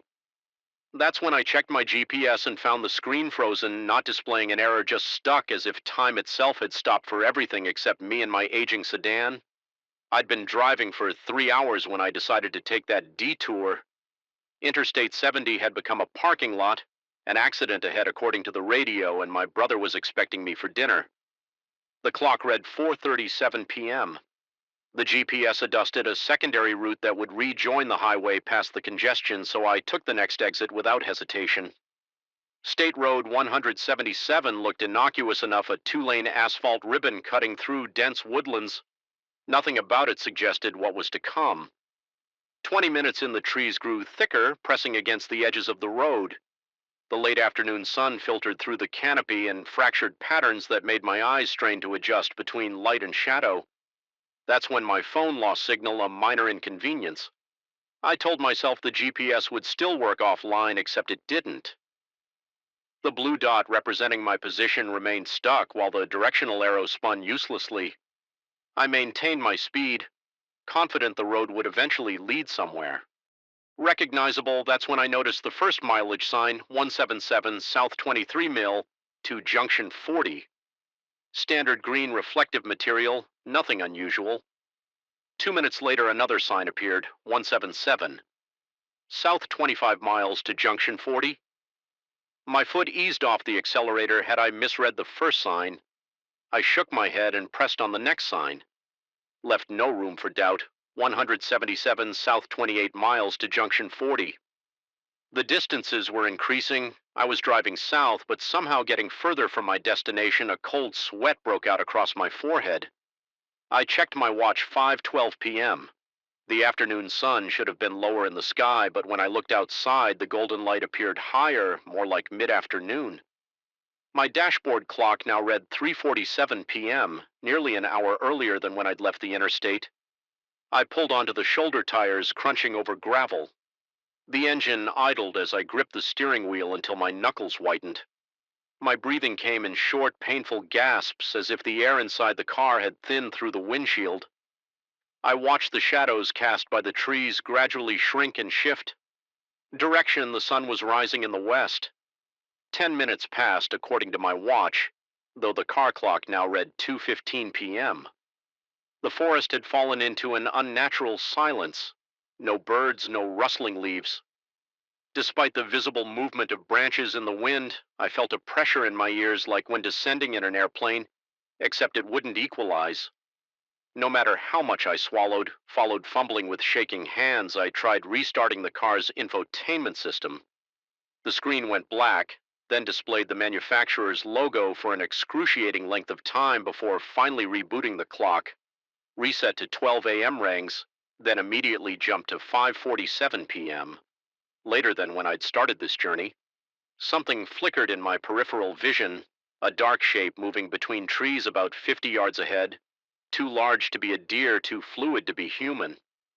When I focused directly on the spot, nothing was there, but the sensation of being watched intensified until my skin prickled with gooseflesh. I decided to turn around whatever strange phenomenon was affecting this stretch of road. I wanted no part of it. I shifted into drive and pulled back onto the asphalt, executing a careful three-point turn. The road behind me stretched empty and straight, far straighter than I remembered I could see at least a mile back, with no curves or hills to obscure the view. This wasn't the same winding road I'd been traveling. The fuel gauge caught my attention 3/4 full when I'd exited the interstate. Now hovering just above empty, the trip computer showed I traveled 187 miles since my last fill up. Impossible, given that I'd only driven about 40 miles from home. My throat constricted as I accelerated north. The speedometer read 55 mech, but the trees passed by with unnatural slowness, as if I were crawling along at 20. My hands trembled against the steering wheel and a persistent throbbing had begun behind my right eye. I pressed harder on the accelerator. 65, 75-mile Pierce. The engine strained and wind, but the landscape's passage remained eerily unhurried. A road sign appeared: 177. North 32M to Interstate 70. Hope surged briefly. I was headed in the right direction, but the next sign less than a minute later read 177 North 35M to Interstate 70. The same impossible regression. My watch now read 6:30 p.m., while the car's clock showed 1:32 p.m. Outside, the light had shifted again, taking on the amber quality of late afternoon. The sun now hung where it should have been at that hour, but I couldn't shake the certainty that it had been in at least 3 different positions in the sky since I'd pulled onto this road. Something dark moved across the road about a 1/4 mile ahead. Not an animal, more like a smudge of shadow disconnected from any object capable of casting it. It slid across the asphalt with deliberate slowness before dissolving into the trees. I blinked rapidly, convinced my exhaustion was causing visual hallucinations. The radio suddenly crackled to life, though I hadn't touched its static at first. Then fragments of voices, not a clear broadcast, but snippets of conversations overlapping each other. I caught phrases: "should turn back now," and "they never leave." And most disturbingly, "he thinks he's still driving before I punch the power button." The voices continued for 3 more seconds before cutting out. My heart hammered against my ribs with such force I could see my shirt moving. My mouth had gone completely dry, and the inside of my cheeks tasted metallic. Like blood without injury, the car felt simultaneously too small and too empty, as if the space behind me had expanded into an impossible void. I didn't dare look in the rearview mirror. A wooden sign appeared on the roadside, not a standard highway marker, but a hand-painted placard. I would have expected to see outside a rural business: Larson's Gas and Grocery, last stop for 60 miles. Below it in smaller letters as 1953, the paint looked fresh desperation and my near empty. Tent tank made the decision for me. I slowed as a small clearing appeared on the right, revealing a single-story clapboard building with 2 ancient gas pumps out front. The place looked like it had been plucked straight from the 1950s, down to the Coca-Cola thermometer hanging beside the front door. No other vehicles were visible. I pulled up to the pump, and the gravel crunched under my tires with abnormal loudness in the stillness. When I shut off the engine, the abrupt silence felt like a physical presence pressing against my eardrums. My watch read 7:05 p.m. The car's clock displayed 4:37 p.m., exactly the time I'd exited the interstate hours earlier. The station appeared operational. Lights glowed warmly behind the windows, but no one came out to attend the pump, and I saw no movement inside. I sat for 5 full minutes, unable to make myself open the door and step outside. Something about this place felt wrong, in a way I couldn't articulate. Not abandoned, but waiting. I noticed a payphone attached to the side of the building, an anachronism in our cellular age, a lifeline. If I could call my brother, explain where I was, but even as the thought formed, I realized I didn't know where I was. Not really. The GPS had failed, the mileage signs contradicted themselves, and time itself seemed broken. A bead of sweat traced a cold path down my spine as I finally forced myself to exit the vehicle. The air outside felt thick and stagnant, like breathing through wet cotton. The temperature had dropped at least 15 degrees since I'd pulled over earlier. Though the sun still shone with late afternoon intensity, I tried the pump. First relieved when it activated with a mechanical clunk. After I lifted the nozzle, no card reader. This was the sort that ran continuously until you manually stopped it. The numbers spun on the analog display as I filled my tank, the gallons climbing improbably fast considering how little room should have remained. 7 gallons, 10, 15, 18. The tank held 16 maximum. I pulled the nozzle out, but gasoline continued to pour from the spout onto the concrete, disappearing through cracks without pooling. I jammed the nozzle back into the pump housing and the flow ceased. The station door opened with a creak that raised the hair on my arms. A man stood in the doorway, tall, rail thin, dressed in what looked like a service station uniform from decades past. His face remained in shadow. Despite the sunlight that should have illuminated his features been driving long, his voice sounded wrong, like multiple voices speaking in near unison. With subtle delays between them, I managed to croak out a response asking where exactly this road LED. He made a sound that might have been a laugh, depends on where you're trying to go. He stepped forward and I stepped back. Involuntarily, his face came into view, ordinary features arranged in a slightly wrong way, as if someone had described a human face to an artist who had never actually seen one. Interstate, I said, my voice steadier than I felt. I'm trying to get back to Interstate 70. The Interstate, he repeated, drawing out the word. Sure, you just keep heading north about 10 minutes, you'll see the signs. His lips didn't quite sync with his words. I nodded, already retreating toward my car. What do I owe you for the gas on the house? He said, smiling now. Too many teeth in that smile. First-time visitors don't pay the road brings us enough. He stepped back into the station before I could respond. The door closing with the same unsettling creak, I drove away with my hand slick on the steering wheel, accelerating harder than necessary. The station receded in my mirrors, then disappeared entirely when it should have still been visible on the straight road 10 minutes north. Just as he'd promised, I saw the interstate signs, the clock on my dashboard. Now read 5:52 p.m. My watch showed 7:32 p.m. The fuel gauge indicated a full tank. I merged onto Interstate 70 with a flood of relief, so intense it left me lie-headed normal traffic. Surrounded me cars, trucks all moving at predictable speeds. My GPS reactivated immediately. The robotic voice announcing I would reach my destination in 45 minutes. I had somehow bypassed half my journey.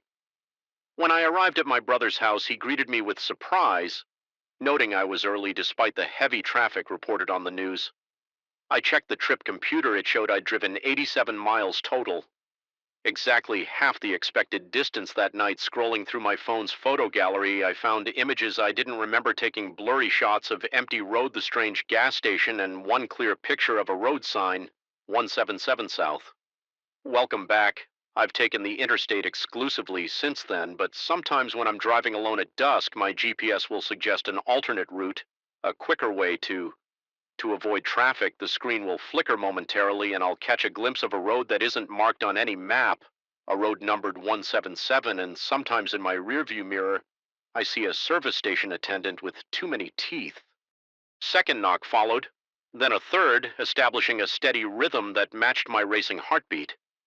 The closet door began to rattle in its frame, the cheap wood flexing inward as if under tremendous pressure. My throat constricted. I tried to call out to demand identification from whatever lurked behind that thin barrier, but produced only a strangled whimper.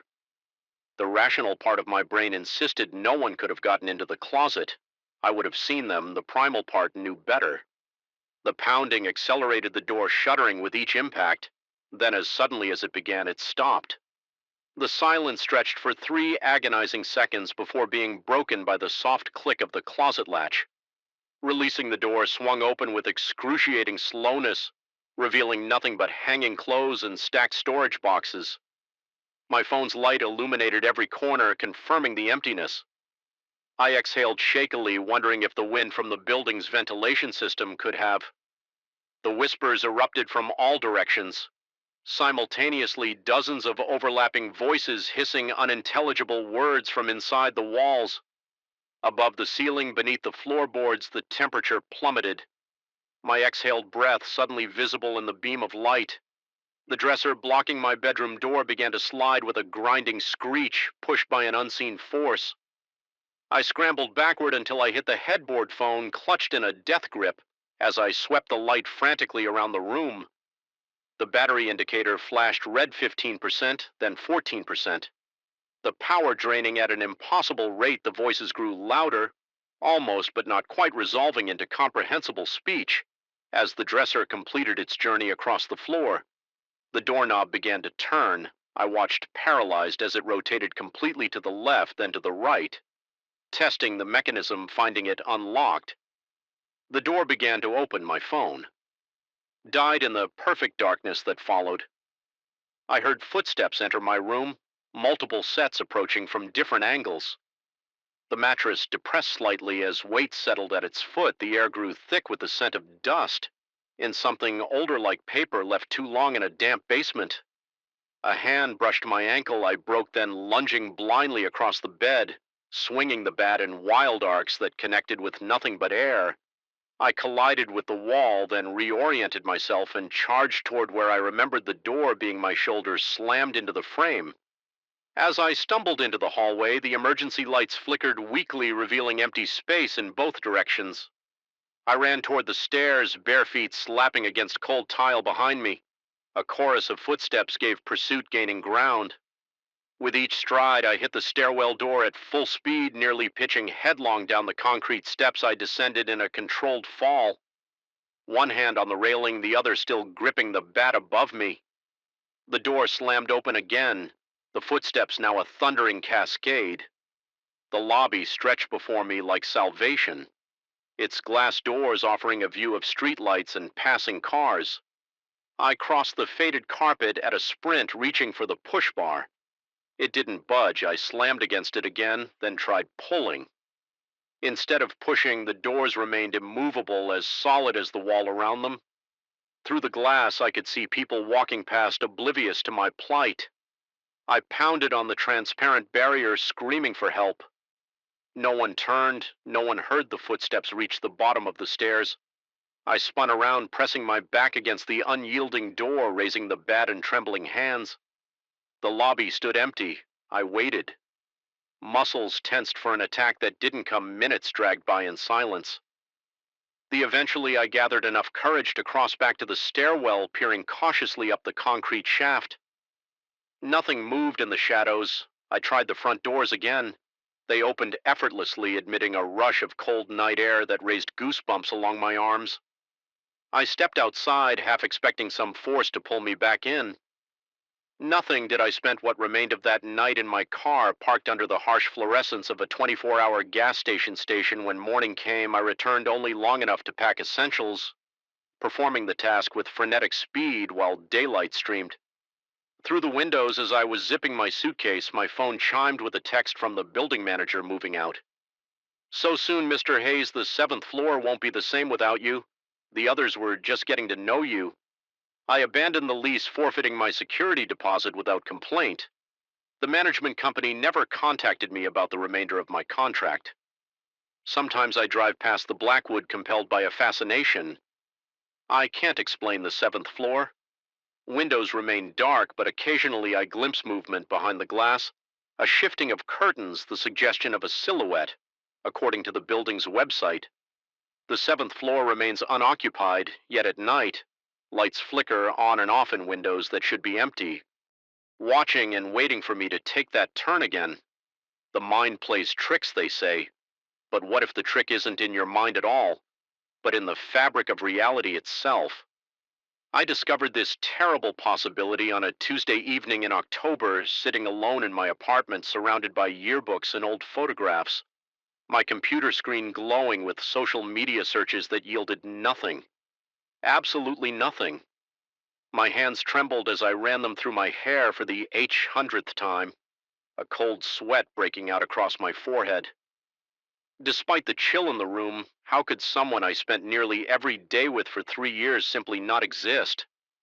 How could Marcos Alvarez, my closest friend during high school, have vanished not just from my life, but from existence itself?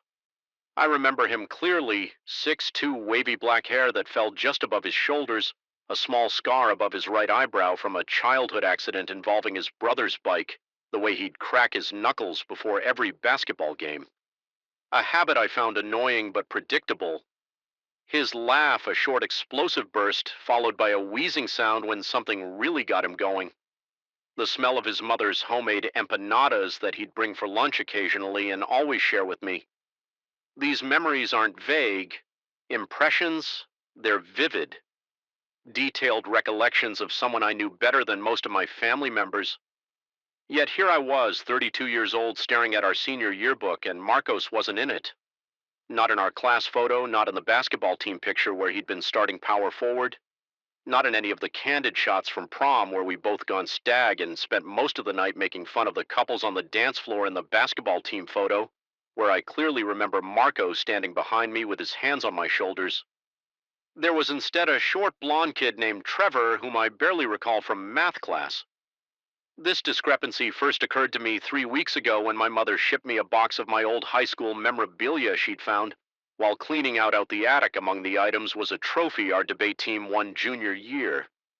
I distinctly remembered that tournament Marcos and I had prepared for weeks, staying up late at his house, refining arguments, his father bringing us coffee at midnight, despite his mother's protests about seeing the moment we won.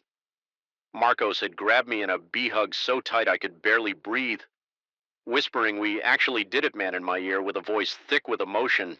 But the inscription on the trophy listed only my name and that of Sarah Martinez, a girl I certainly knew but had never partnered with for debate. When I called my mother to ask about this, her confusion was genuine. She'd never heard of Marcos Alvarez, maybe from college, she suggested, but no, I was certain he was from high school. I even described him to her, his height, his hair, the black leather jacket he wore nearly every day. Despite the Texas heat, nothing registered. I became obsessed with finding proof of his existence. I contacted old classmates through Facebook. Casual messages asking if they remembered Marcos from the basketball team or debate club, each response. Twisted the knife deeper, no one remembered him. Some suggested I might be thinking of Marcus Reynolds, a popular senior when we were sophomores, but that wasn't right. Others thought perhaps I was confusing high school memories with college ones, as my mother had suggested I dug out old papers from high school, convinced I'd find his name on group assignments or at least a mention in my own juvenile journals. Nothing I found a paper I specifically remembered writing with him. Our analysis of The Great Gatsby that earned us an A+ in AP English, but the paper showed only my name at the top. The rational part of my brain suggested there must be a simple explanation. False memories are a documented psychological phenomenon. Perhaps I'd created Marcos as a composite of several friends, or maybe there was a real Marcos but from a different period of my life and my mind had simply misplaced him in time. But these explanations felt hollow against the sheer volume and clarity of my memories. It was during this period of questioning that I began to notice strange occurrences around my apartment. At first they were subtle enough to dismiss a book out of place, a cup I didn't remember leaving on the counter, my keys on the hook when I thought I'd left them by the door. But as my search for evidence of Marcos intensified, so did these disturbances. One night I woke at 3:17 a.m. to the sound of basketball dribbling. Not from outside, not from a neighbor's TV, but from inside my living room. My mouth went dry instantly and I lay paralyzed as the rhythmic thump, thump, thump continued for exactly 47 seconds before stopping abruptly. The next morning I found nothing out of place but the faint smell of gym sneakers lingered in the air. I installed a security camera in my living room that weekend. It recorded nothing unusual for the first few. Nights, though, I continued to hear sounds, whispered conversations just at the edge of comprehensibility, laughter that seemed to come from inside the walls, the creak of my couch as if someone had just sat down when no one was there. The camera captured none of this. Then on the fifth night, something changed. Reviewing the footage the next morning, I noticed a glitch at 3:17 a.m. The same time I'd heard the basketball dribbling days earlier, the video feed didn't cut out entirely, but the image warped, stretching and compressing as if seen through a heat mirage, and in that distortion for approximately 4 seconds, I could make out the silhouette of someone sitting on my couch, someone tall with hair that fell to their shoulders. My heart hammered against my ribcage as I replayed those 4 seconds. Dozens of times, my fingers trembling so badly I kept missing the pause button. It wasn't clear enough to definitively say it was Marcos, but it wasn't clear enough to say it wasn't him either. What was clear was that someone or something had been in my apartment and my camera had barely captured it. I printed a still from the video, the blurry silhouette circled in red marker, and added it to my growing wall of evidence, a detective board worthy of any crime show, with sticky notes, string connections, and timeline markers. I was no longer just trying to prove Morrow's heading existed, I was trying to understand what was happening to me. Now sleep became almost impossible each night. The disturbances grew more pronounced. The temperature in my apartment would drop suddenly in specific spots, cold enough that my breath would fog if I walked through them. Electronics malfunctioned, my TV turning on by itself to static my phone ringing with no caller ID and no one on the line. When I answered 3 times, I found handwritten notes in what looked like my own handwriting, but with messages I had no memory of writing. Remember the pizza place, check the roof, he's still watching. The pizza place referred to in the note had to be Go's a local joint where Marcos and I used to go after basketball games. It had closed years ago, but the building was still there. Now a vape shop, the roof that had to mean our high school roof where we'd sometimes sneak during lunch breaks to get away from the noise of the cafeteria. The last note, though, he's still watching that one, chilled me to the core because I'd begun to feel exactly that. Watched, it wasn't just paranoia, the hairs on the back of my neck would stand up. Suddenly reflective surfaces, windows at night, my bathroom mirror. Even the screen of my turned off TV seemed to show movements just at the edge of my vision. Movements that disappeared when I turned to look directly. I began avoiding mirrors altogether, taking quick showers with my eyes fixed firmly on the tiles. My performance at work suffered. Colleagues noted my distraction, my bloodshot eyes, my startled jumps when someone approached my desk. Unexpectedly, my boss suggested I take some personal days concern evident in her voice. I agreed not because I wanted the time off, but because I needed to pursue this mystery with my full attention. With this newfound freedom, I drove to my old high school, arriving just as classes L out for the day. The building had been renovated since my time there, but the basic layout remained the same. I spoke to the front office, spinning a story about researching for a memoir, and asked if I could see past yearbooks. The secretary, an older woman with sympathetic eyes, led me to the library where archives were kept. I spent hours going through yearbooks, not just from my years, but from the years before and after as well. No Marcos, I expanded my search to club photos, sports teams from other seasons, candid shots in the hallways. Nothing according to these records. Marcos Alvarez had never attended Westlake High. As I was leaving, deflated and more confused than ever, I passed the trophy case in the main hallway. There, among the sporting achievements and academic honors, was our debate trophy. I pressed my face close to the glass, my breath fogging the surface as I read the inscription. My name and Sarah Martinez's just as on my copy at home. But as I pulled back, the reflection in the glass showed something that made my blood run cold over my shoulder. Just behind me stood a tall figure with shoulder-length dark hair. I spun around so quickly I nearly fell, but there was no one there. Just confused students giving the weird adult a wide berth as they hurried to their buses. The drive home was a blur. My hands shook on the steering wheel, and twice I had to pull over when I thought I saw someone in my back seat through the rearview mirror. By the time I reached my apartment, the sun was setting, casting long shadows across the parking lot. I sat in my car for nearly 20 minutes, gathering the courage to go inside the weight of what I'd seen or thought I'd seen pressing down on me like a physical force inside my apartment. Everything was exactly as I'd left it, yet somehow different. The air felt charged like the atmosphere before a thunderstorm. I went straight to my evidence wall, staring at the blurry silhouette from my security camera. That's when I noticed something I'd missed before. A reflection in my TV screen, visible in the corner of the frame, a tall figure standing behind me as I slept on the couch. My legs gave out and I sank to the floor, my back against the wall. Eyes fixed on that image, the rational explanations I'd been clinging to evaporated. This wasn't false memory or misplaced nostalgia. Something was happening that defied conventional understanding. I grabbed my laptop with shaking hands and began typing everything I could remember about Marcos. Every interaction, every conversation, every shared experience.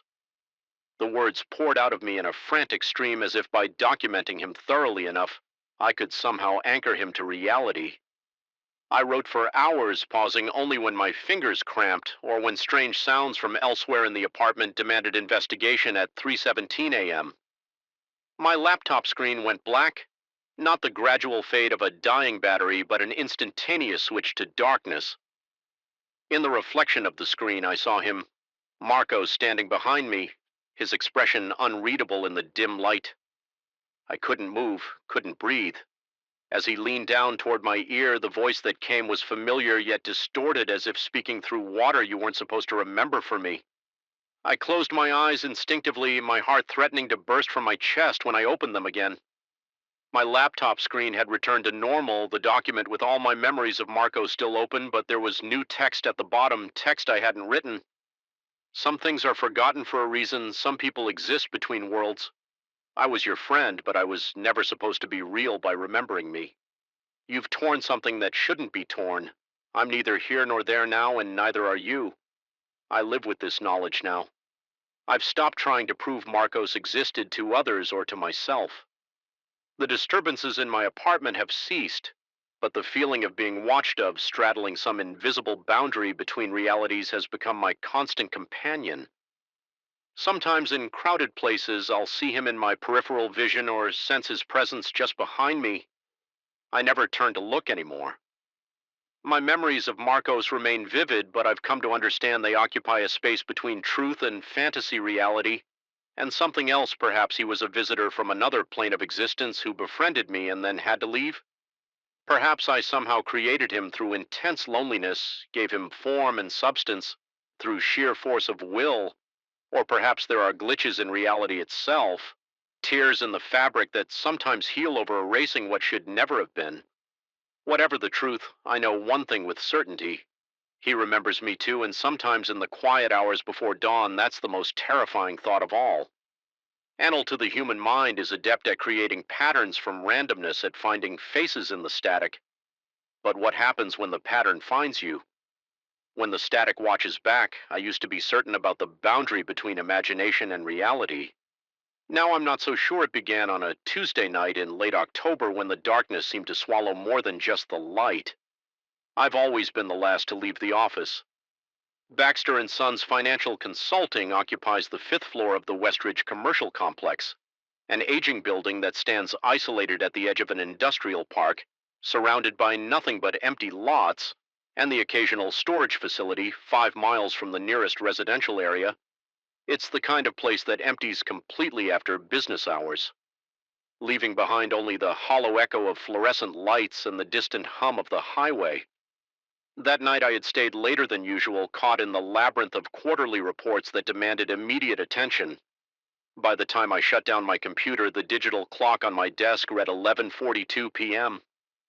The cleaning crew had come and gone hours ago, leaving behind the chemical scent of industrial disinfectant that always made my sinuses burn as I gathered my belongings. The silence pressed against my eardrums like cotton wool. The building had settled into that peculiar stillness that seems to amplify every small sound. The tick of the wall clock, the distant gurgle of pipes, the soft whisper of air through vents. I remember thinking how different a place becomes when humans vacate it, as if the walls themselves exhale. Once we're gone, the elevator ride down to the lobby was uneventful, though I couldn't shake the feeling that the car descended slower than usual, as if reluctant to deliver me to the ground floor when the doors finally parted. The security guard's desk sat empty. Jerry usually worked until midnight, but his chair was vacant, a half-empty coffee cup. The only evidence of his presence, I called out his name, but my voice merely bounced off the marble floors and died in the corners of the lobby. I shrugged it off. Perhaps he was making his rounds or had stepped outside for a cigarette. I pushed through the heavy glass doors and stepped into the night. The air was unseasonably cold, carrying the metallic scent of approaching rain. The parking lot stretched before me, a vast expanse of cracked asphalt, illuminated only by scattered lampposts that cast pools of sickly yellow light at uneven intervals. My car, a gray Honda Civic that had seen better days, was parked in the farthest corner, a habit I developed to prevent door dings and scratches from careless coworkers. The walk to my vehicle usually took less than 2 minutes, but that night it felt longer. Perhaps it was the unusual silence or the way the wind had suddenly died, leaving the air unnaturally still about halfway across the lot. I I noticed something, or rather someone, standing near my car, a man tall and thin, dressed in what appeared to be a dark suit. He stood perfectly still, facing the building I had just exited. Even from a distance, something about his posture seemed wrong, too. Rigid, too perfect in its stillness. No shifting of weight from foot to foot, no subtle movements of the head or shoulders that betray the presence of life. My pace faltered for just a moment before I forced myself to continue walking.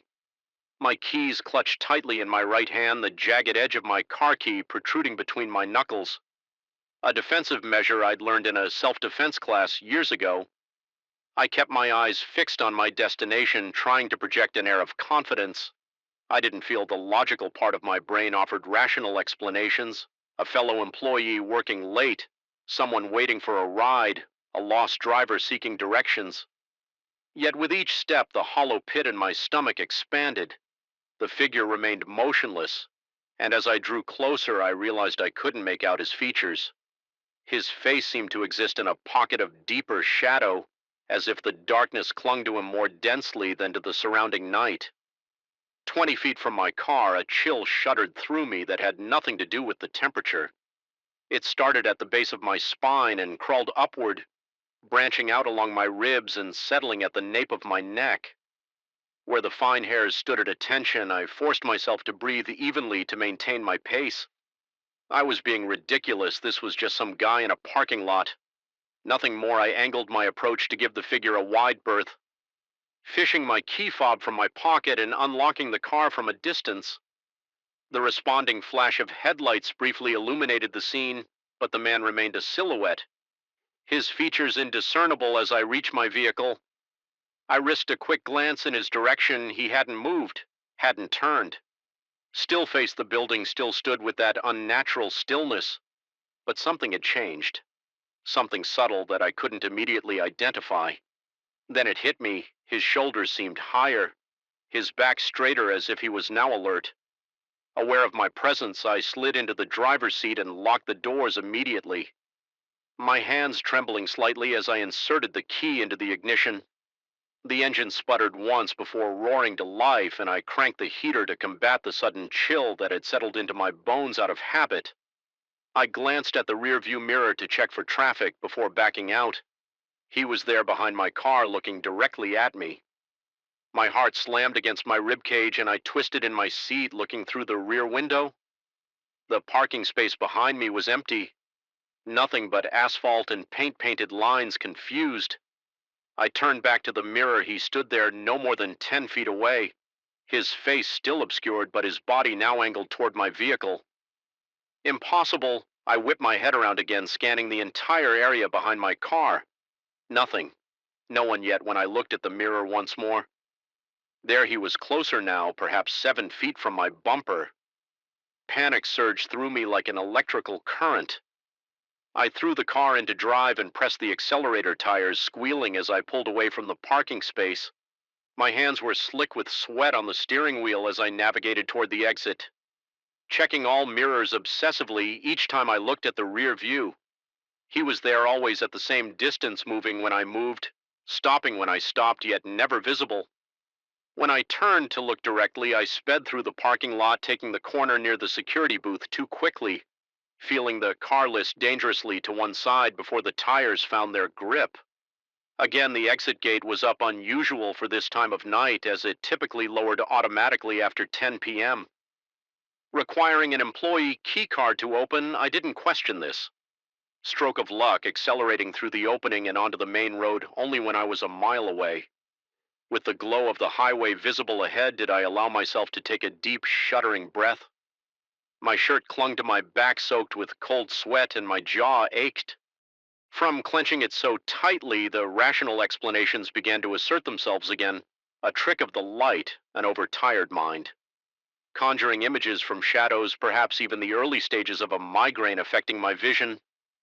By the time I reached my apartment 20 minutes later, I had almost convinced myself that nothing unusual had occurred. Almost, I parked in my assigned space, gathered my briefcase, and hurried inside, double checking the deadbolt after closing the door behind me. I didn't sleep well that night, startling awake at every creak of the building, settling every distant car door closing in the lot below. Morning brought clarity and embarrassment in the harsh light of day. My fear seemed childish, a product of working too many hours and watching too many late-night horror movies. I showered, dressed, and headed to my car, determined to put the strange episode behind me. That's when I saw them on the driver's side of my Honda, starting near the front wheel. Well, and continuing to the back door, handprints or something like handprints elongated with fingers that seemed too thin, too jointed. They weren't made of dirt or dust, as one might expect. Instead, they appeared as dry patches on the metal, as if all moisture had been extracted from those precise areas, leaving behind a dull, almost oxidized finish in the shape of hands. I stood staring at these marks, my briefcase slipping from suddenly numb fingers and landing with a thud at my feet. A maintenance worker passing by asked if everything was all right. I managed to nod, mumbling something about bird droppings on my car. He gave me an odd look before continuing on his way. I picked up my briefcase, unlocked my car, and drove to work on autopilot, my mind racing with possibilities, none of them comforting. The workday passed in a blur. I found myself staring at the clock, dreading the moment when the office would empty, when darkness would reclaim the world outside. I made excuses to leave early, citing a dental appointment that didn't exist. As I walked to my car at 4:30 p.m., I scrutinized every shadow, every reflective surface. The handprints remained unmistakable in the afternoon sun. I drove straight to a car, was feeding bills into the automated machine. With trembling fingers, I watched through the windshield as jets of water and soap assaulted my vehicle from all sides, scrubbing brushes working methodically over every surface. When the cycle finished and I pulled out of the bay, I immediately checked the side of the car. The handprints remained, untouched by water soap or mechanical brushes. Over the next week, I became obsessed with removing these marks. I tried specialized cleaning products, then a clay bar treatment. Recommended by a detailing enthusiast online. When these failed, I resorted to more desperate measures. Steel wool that should have scratched the paint, but somehow left no mark on the handprints. Then a small electric sander borrowed from my neighbor. Nothing affected those dry patches. They remained a perfect record of something's touch, something's claim. I began leaving work while the sun was still high, developed a sudden interest in carpooling with colleagues. Invented reasons to have my vehicle serviced at shops far from my usual mechanic. I avoided looking in my rearview mirror whenever possible, and when necessity demanded it, I held my breath, half expecting to see that figure standing behind my car, watching waiting sleep, became elusive. My nights fragmented by jarring dreams where I drove endlessly down dark roads, the figure always visible in my mirror no matter how fast I drove, or how sharply I turned. I would wake gasping, sheets twisted around my legs, the phantom sensation of cold fingers on the back of my neck. 2 weeks after the initial incident, exhaustion had worn my nerves raw. I sat at my desk staring blankly at a spreadsheet that had long since lost its meaning, when my phone buzzed with a text message. It was from Jerry. "The night security guard left your briefcase at security desk. Last night can hold until tonight."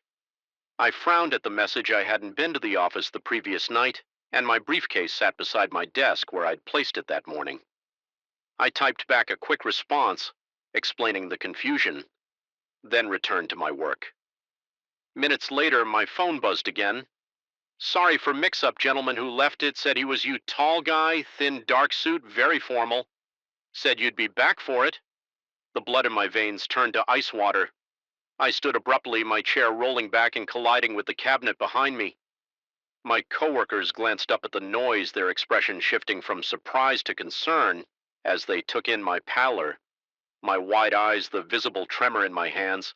I fabricated an explanation about a family emergency and left immediately, ignoring the worried queries that followed me to the elevator in the parking garage beneath the building. I approached my car, cautiously examining it from every angle before unlocking it. The handprint seemed darker somehow, more defined, as if whatever had left them was pressing harder, becoming more substantial with each passing day. That night I checked into a hotel 20 miles away, using cash and a name that wasn't mine. I left my car in long-term parking at the train station and took a cab, watching the side mirror obsessively during the entire ride. In my room, I pushed a heavy dresser against the door, closed the blackout curtains, and sat on the edge of the bed, my back against the headboard, a lamp on either side casting away the shadows around 3 a.m. Exhaustion finally overcame vigilance, and I drifted into uneasy sleep. I'm not sure how long I slept before a noise jolted me awake, a soft rhythmic tapping like fingernails on glass. I lay perfectly still, listening, trying to identify the source. The tapping continued, patient, unhurried. My eyes were drawn to the bathroom door, which stood slightly ajar, revealing a sliver of darkness beyond as I watched the door begin to swing open. Slowly, silently, the tapping stopped. From the darkness of the bathroom emerged a hand, long-fingered, pale, with joints that bent at unnatural angles. It gripped the edge of the door, the knuckles bulging beneath papery skin. I wanted to scream, to run, but my body refused to obey. The hand was joined by another, then the suggestion of shoulders, the hint of a head. I squeezed my eyes shut, reciting in my mind that this wasn't happening, couldn't be happening. When I opened my eyes again, sunlight filtered through the edges of the curtains. The bathroom door was closed. I approached it carefully, heart hammering in my chest, and flung it open to reveal nothing but ordinary fixtures: shower, sink, toilet. No sign of an intruder, no evidence of the nightmarish vision. I checked out immediately, returning to my apartment only long enough to pack essential items before driving to my sister's house in the next state. I told her I was having work done on my place, a convenient lie she accepted without question.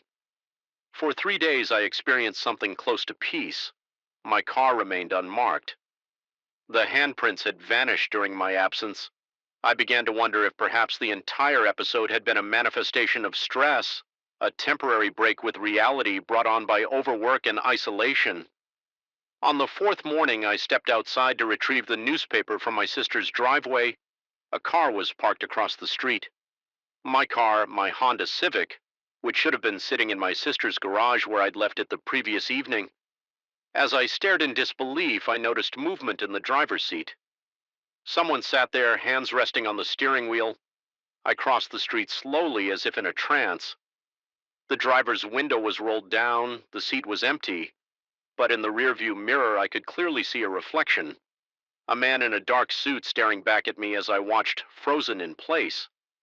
His lips pulled back in what might have been a smile, revealing teeth too numerous, too sharp. The mirror showed his hand reaching toward me, long fingers extending beyond what should have been physically possible in reality. If such a concept still applied, nothing was there, just empty air, and the growing certainty that whatever boundary exists between the world of reflections and our own had become permeable. At least for him. I backed away, then turned and ran back to the house. I've been here for 2 days now, writing this account, trying to make sense of what's happening. My sister thinks I'm ill, has suggested doctors, therapists, even a short stay at a facility where I can rest. She doesn't understand that rest is impossible. Now that closing my eyes means seeing him standing beside my bed, watching, waiting. Last night I covered every reflective surface in my room, the television screen, the window glass, even the face of my wristwatch. I lay in darkness, listening to the sounds of the house, settling to my sister's soft snoring from the next room to the distant passing of cars on the main road. Just before dawn, my phone lit up with a notification, a text message from my own number. Look at your hand? I didn't want to. Every instinct screamed against it, but my eyes betrayed me. Dropping to my left hand, which rested atop the blanket. There, spread across my palm and extending to my wrist, was a handprint, dried, desiccated skin in the exact shape of long-jointed fingers. As I stared in horror, the mark began to spread, the moisture being pulled from my flesh as if by some unseen force, the pattern extending up my forearm. I don't know what he wants. I don't know why he chose me. But I know now that no distance will be sufficient, no hiding place secure enough. He exists in reflections and mirrors in the spaces just beyond direct sight, and he's patient, so very patient. I catch glimpses of him everywhere now in store windows, as I pass in the chrome finish of elevator doors in the black screen of my phone before it lights up. Always watching, always waiting for what I still don't know, but I suspect with growing certainty that sooner or later I'll find out the FL. Lights in our office never fully die, they simply decay. Hour by hour, their buzzing grows more insistent while their illumination dims, creating shadows that shift and stretch across empty desks. This gradual degradation of light is something you only notice when you're the last one left. When the building settles into that hollow quietness that makes every creak, every distant hum of the elevator machinery, every tick of the wall clock feel like a secret being whispered directly into your ear. I've worked countless late nights at Meridian Analytics, but it wasn't until 6 weeks ago that I realized these weren't the only sounds keeping me company. After hours, I'm a data analyst at a small financial consulting firm located on the 14th floor of an aging office building. Downtown, our space is modest: a reception area, 8 cubicles, a conference room, and 2 private offices.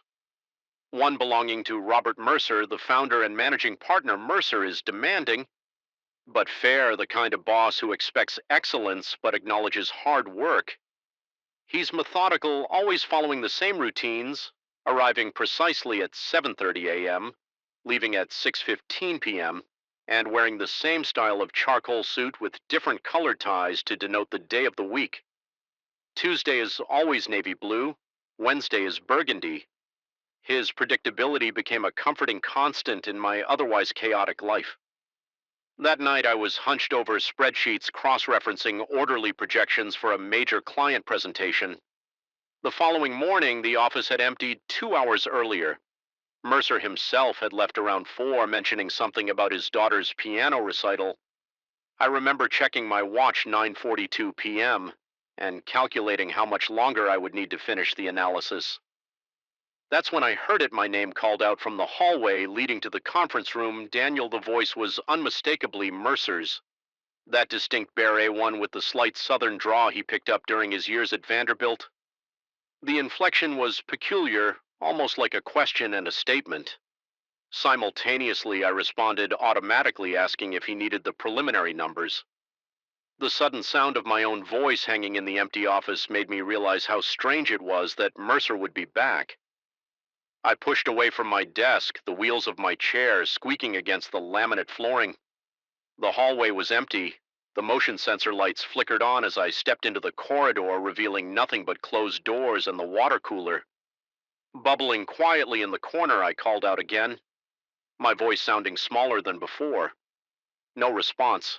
I checked the conference room, Mercer's office, even the small kitchen area and bathroom. Nothing. I rationalized that perhaps I had misheard something: the building's old pipes, the elevator machinery, or maybe even someone on another floor. Logical explanations existed. They had to back at my desk. I had just resumed work when the office phone rang, its shrill tone shattering the silence. The caller ID displayed Mercer's home number. My hand hesitated above the receiver for a moment before picking up. Mercer's voice came through the line, inquiring about the status of the Davidson report.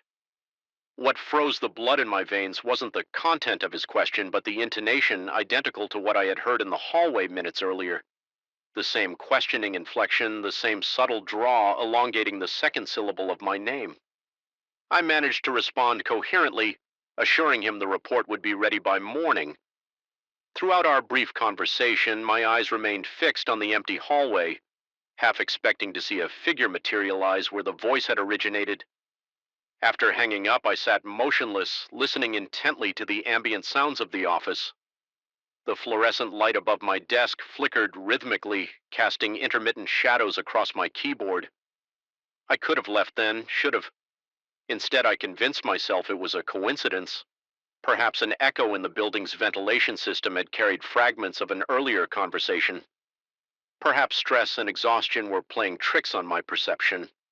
Rational explanations existed, but in the following days the incidents multiplied.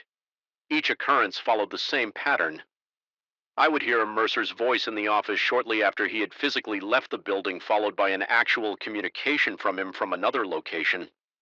Sometimes it was a phone call, sometimes a text or email, but always with the same vocal patterns or writing style. I had just heard in the empty office the phenomenon wasn't limited to my name being called. Once I heard what sounded like Mercer discussing quarterly projections with someone in the conference room, complete with the distinctive way he tapped his pen against the table. For emphasis, when I investigated, the room was dark and unoccupied.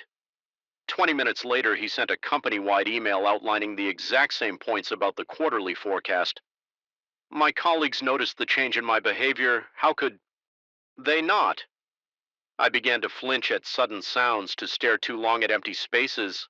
I installed a small mirror on my monitor to watch the area behind me. My work suffered as I spent increasing amounts of time analyzing patterns when Mercer left.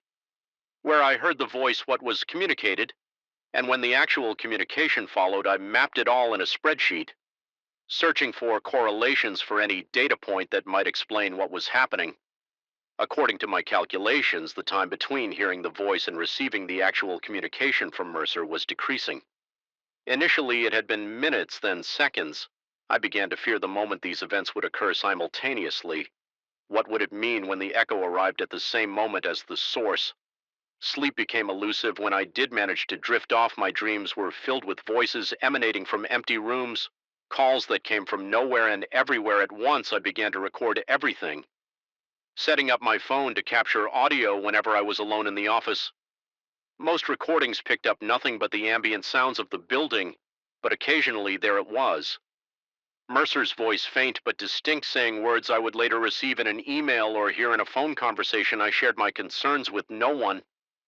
How could I explain that something in our office was anticipating my boss's communications, that something was replicating his voice with perfect accuracy before he even spoke? The words from wherever he actually was, the rational explanations grew thinner, more implausible. With each occurrence, 4 weeks into this nightmare, I decided to stay late, specifically to confront whatever was happening. I positioned myself in the central area of the office, after everyone had left waiting for Mercer's voice. The air conditioning hummed softly, punctuated by the occasional ping from the elevator down the hall. Sweat bead along my hairline. Despite the cool air, my throat felt constricted, my mouth dry as paper at precisely 7:43 p.m. It came not from the hallway this time, but from directly beside Mercer's office. Need to revive the Blackwood proposal. The numbers don't add up. The voice was so clear, so present, that I could almost feel the breath that should have carried those words. My heart hammered against my ribs as I approached Mercer's office. The door was closed. The light off my hand trembled as I gripped the handle, turned it slowly, and pushed the door open. The office was empty, bathed in the dim glow from the city lights. Filtering through the blinds, I stepped inside my shoes. Silent against the carpet, nothing seemed disturbed. Mercer's desk was organized as always, laptop-gone pens arranged by color, family photo angled precisely toward his chair. Then my phone buzzed in my pocket. A text from Mercer: need to revise the Blackwood proposal. The numbers don't add up. Can you take another look tonight, word for word? Inflection for inflection. If text could carry such a thing, I stumbled backward out of his office. My spine connecting with the wall behind me, the impact knocked a framed company award askew as I reached to straighten it. I noticed something I had never paid attention to before: a small vent in the ceiling, part of the building's central air system. The following day, I arrived early and examined every inch of the office. I discovered similar vents positioned throughout the space, all connected to the central HVAC system that serviced the entire building. An idea began to form, not a rational explanation, but something adjacent to one. I researched architectural acoustics, how sound travels through buildings, how certain structures can create anomalous acoustic effects. I found cases of acoustic mirrors where the unique architecture of a space could capture sounds and reproduce them elsewhere. Under specific conditions, none of it fully explained what I was experiencing, but it provided a framework, however tenuous, to cling to that. Evening, I stayed late again, this time with a different purpose. When everyone had gone, I systematically moved through the office, carefully placing small pieces of duct tape over the vents, not blocking them entirely, but changing their acoustic properties. I felt ridiculous, like a man constructing a tinfoil hat, but desperation had overtaken my sense of self-consciousness. I returned to my desk and waited hours past without incident. My shoulders had just begun to relax when the sound came Mercer's voice, discussing third quarter projections, but this time it was different. The voice sounded distorted, as if speaking through water. More importantly, it came from everywhere at once, reverberating throughout the office rather than from a specific location. My skin prickled with goosebumps as I realized the voice wasn't coming from the vent at all. The tape had merely changed how it manifested. I sat frozen, listening as the voice continued for nearly 30 seconds before fading away. My phone remained silent. No email appeared for the first time. There was no corresponding communication from the real Mercer. I waited another hour before giving up and heading home, my mind racing with possibilities. Had I somehow disrupted the pattern? Had I made things worse? The answer came the next morning. When I arrived at work, there was a strange energy in the office. Colleagues huddled in small groups, speaking in hushed tones.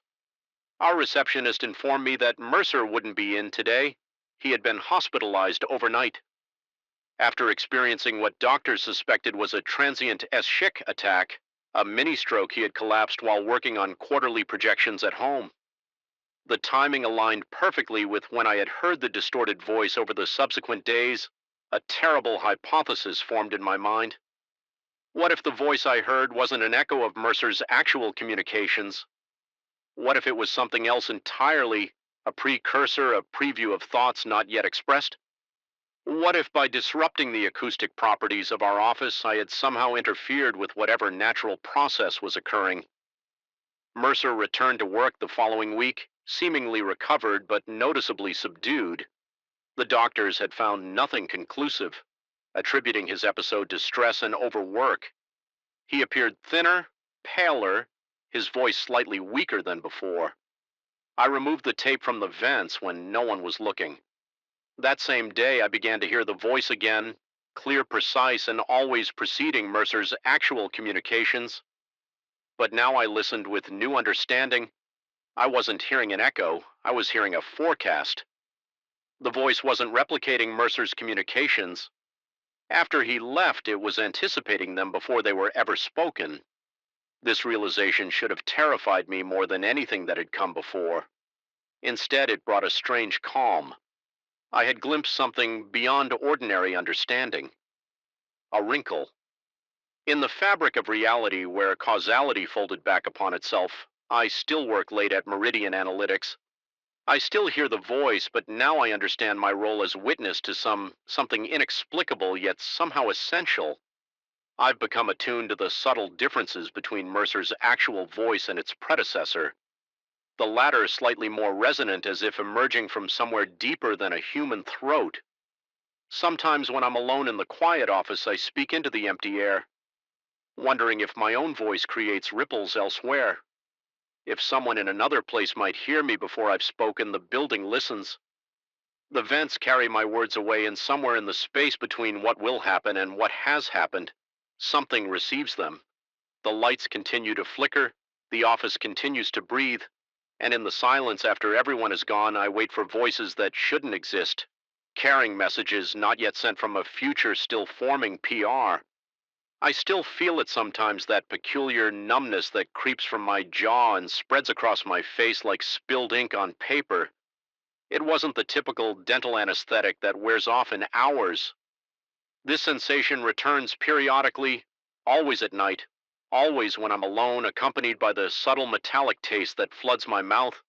And when it happens, I know with absolute certainty that what I experienced was real.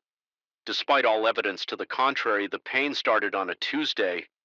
A dull throb that originated somewhere deep in my mirror and gradually intensified until it became impossible to ignore. By Wednesday morning, the side of my face had swollen, and focusing on work became an exercise in futility between whys.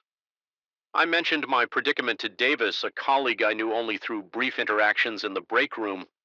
Not someone I typically seek advice from, but desperation has a way of lowering standards. Davis's eyes lit up with unexpected enthusiasm. He scribbled an address on a post-it note slid across the table and assured me that this dentist had performed miracles on his impacted wisdom tooth. Last year, the location seemed unusual. Some office building in Havenbrook, a neighborhood on the outskirts of town where development had stalled after the economic downturn. I'd rarely ventured there, but the pain pulsing through my jaw eliminated any hesitation. That afternoon, I called in sick for the remainder of the day and drove across town. The roads grew narrower as I navigated through Havenbrook, passing shuttered storefronts and apartment complexes with more vacancy signs than occupied units. Fall had descended early that year, and a thin layer of mist hung over the streets, softening the edges of buildings and blurring traffic lights into hazy orbs. The address led me to a 10-story commercial building with a facade of smudged glass and weather-stained concrete. Unlike the surrounding decay, this structure maintained a peculiar dignity, as if existing in defiance of its deteriorating neighborhood. Inside, the lobby smelled of industrial cleaner and stale coffee. A directory board with missing letters displayed the building's occupants: law offices, accounting firms, a travel agency that likely hadn't booked a vacation since the internet took over, and there it was. Nightingale Dental Ass Associates, Sweat 8113. The elevator ascended with mechanical reluctance, each floor marked by a subtle jolt. When the doors finally slid open on the 8th floor, I stepped into a hallway that stretched in both directions, lined with identical brown doors and illuminated by fluorescent lights that hummed like trapped insects. Suite 8113 waited at the end of the corridor past several vacant offices with darkened windows. I hesitated at the door, my pain momentarily eclipsed by an inexplicable apprehension. Something about the building's emptiness, the echo of my footsteps on the tiled floor, the peculiar stillness of the air. It all felt wrong somehow, but the throbbing in my jaw quickly reminded me why I had come. The dental office defied my expectations. Behind that unremarkable door lay an immaculate reception area with soft lighting and comfortable furniture. The walls were painted a soothing shade of blue, adorned with framed landscapes of serene mountain vistas. Soft classical music drifted from concealed speakers. The contrast with the dreary hallway outside was so stark that crossing the threshold felt like stepping into another world entirely. A receptionist looked up from her computer and smiled. Her face was pleasant but somehow forgettable, as if deliberately designed not to leave an impression. She checked my name against an appointment book, though I didn't recall making an appointment, and informed me with practiced efficiency that Dr. Nightingale could see me immediately. The waiting room remained empty save for myself, yet magazines were fanned out on side tays as if recently disturbed by other patients. She directed me down a short hallway to examination room 3. The dental chair faced a window overlooking the city, though the view seemed oddly unfamiliar from this vantage point, as if the building were taller than I had initially perceived. Dr. Nightingale entered moments later, his movements fluid and precise, his handshake firm but cold. His features were sharp and angular: high cheekbones, prominent jawline, deep-set eyes that reflected the overhead lights like polished obsidian. He examined my infected tooth with such gentle precision that I barely felt his instruments probing. The sensitive area, his diagnosis came swiftly: an abscess, requiring immediate drainage followed by root canal therapy. The procedure could be performed right away, he assured me, his voice carrying a slight accent. I couldn't quite place something European, perhaps, or possibly Canadian, softening the consonants in a way that made his words sound almost melodic. I should have asked questions about insurance, about credentials, about how Davis had found this place instead. I nodded eagerly, desperate for relief. The injection of anesthetic brought immediate numb spreading beyond the typical boundaries of dental work, creeping down my neck and across my shoulder. Dr. Nightingale worked methodically, his movements becoming increasingly blurred as whatever he had administered took stronger. Hold the ceiling above me, transformed under my drug-hazed gaze, the fluorescent panels seemed to pulse and shift, revealing glimpses of something else behind them, intricate patterns that appeared almost organic. like the branching of veins or the spread of roots. The classical music warped subtly individual notes stretching beyond their natural duration.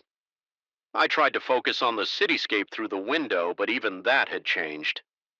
Buildings standing at impossible angles against a sky that had deepened to an unnatural indigo.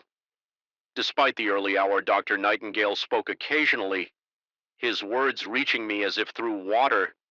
Something about exceptional conditions, about rare anatomical anomalies, about my tooth being particularly interesting. I felt pressure but no pain as he worked, and despite my growing unease, I remained perfectly still, my body no longer responding to my mounting anxiety. The procedure ended abruptly. Dr. Nightingale stepped back, removed his gloves with a crisp snap, and pronounced the treatment complete. The receptionist returned, helped me to my feet.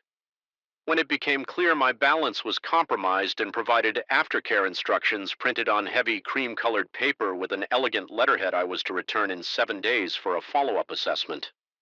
The numbness would subside within hours. She assured me, though certain sensations might persist longer due to the nature of the treatment. I left the building in a daze, the setting sun casting long shadows across the parking lot. The drive home remained a blur, in my memory marked by wrong turns and near misses at intersections that night. I slept deeply and dreamlessly, waking the next morning with only a dull ache where the fierce pain had been.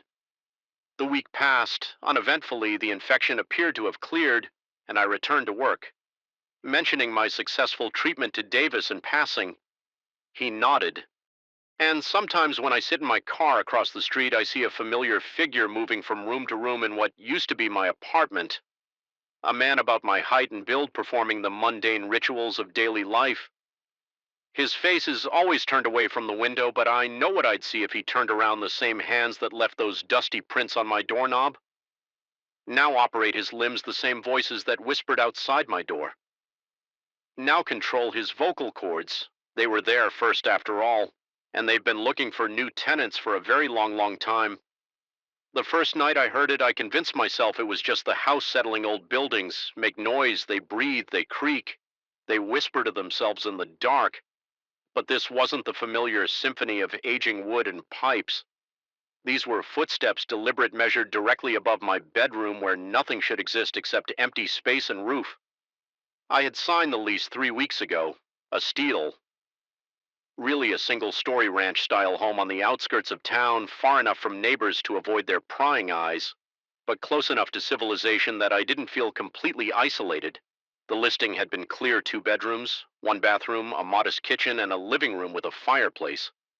I doubted I'd ever use. Nothing about an attic, nothing about a second floor, nothing about the narrow door at the end of the hallway that I had assumed was a linen closet until I opened it and found a steep staircase disappearing upward into darkness. The landlord hadn't mentioned it during the walk-through, and I hadn't asked what was there to ask. It was just storage space, cramped, dusty, filled with cardboard boxes left behind by previous tenants.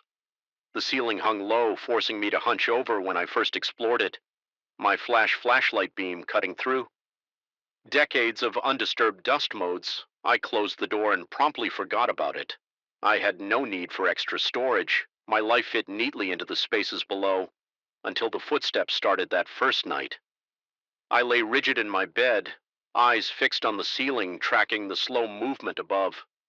Heel to toe, pacing the length of my bedroom, back and forth, back and forth. Each step was light but distinct, like someone trying not to be heard but unable to become completely silent. Between footfalls came another sound, the soft scrape of something heavy being dragged across the floor. My rational mind scrambled for explanations: raccoons, squirrels, maybe even a stray cat that had somehow found its way in, but the movements were too deliberate, too measured for an animal, and too heavy. The next morning I climbed the stairs to the attic, my heartbeat quickening with each step. Dust covered everything in an undisturbed blanket. The boxes sat exactly as I had seen them weeks before. Nothing had been moved. No tracks marked the floor, no signs of life. Disturbed the stillness, I told myself I had dreamed it until it happened again the following night and the night after that. Each time the same pattern: footsteps. crossing back and forth the occasional scrape of something being moved all directly above my bed. Each morning, the attic looked untouched, pristine in its abandonment. By the fifth night, sleep deprivation had frayed my nerves raw. I lay awake until 3 a.m., ears straining for the first footfall. When it came, I bolted upright, sweat beading on my forehead. Despite the cool air, I grabbed the baseball bat I'd started keeping beside my bed and stalked through the house, flipping on every light as I went. The door to the attic stairwell seemed to loom larger than before. I threw it open and charged up the stairs. Bat-raised adrenaline drowning out my fear. The attic was empty, silent, undisturbed. I moved between the stacks of boxes, checking corners, measuring the space with my eyes. It was too small for anyone to hide effectively, too cramped for the pacing. I'd heard the ceiling hung so low that even I at an average height couldn't stand straight. No one could walk normally up here. I spent an hour examining every inch before retreating downstairs, locking the attic door behind me. The footsteps didn't return that night, but they came back the next, louder than before.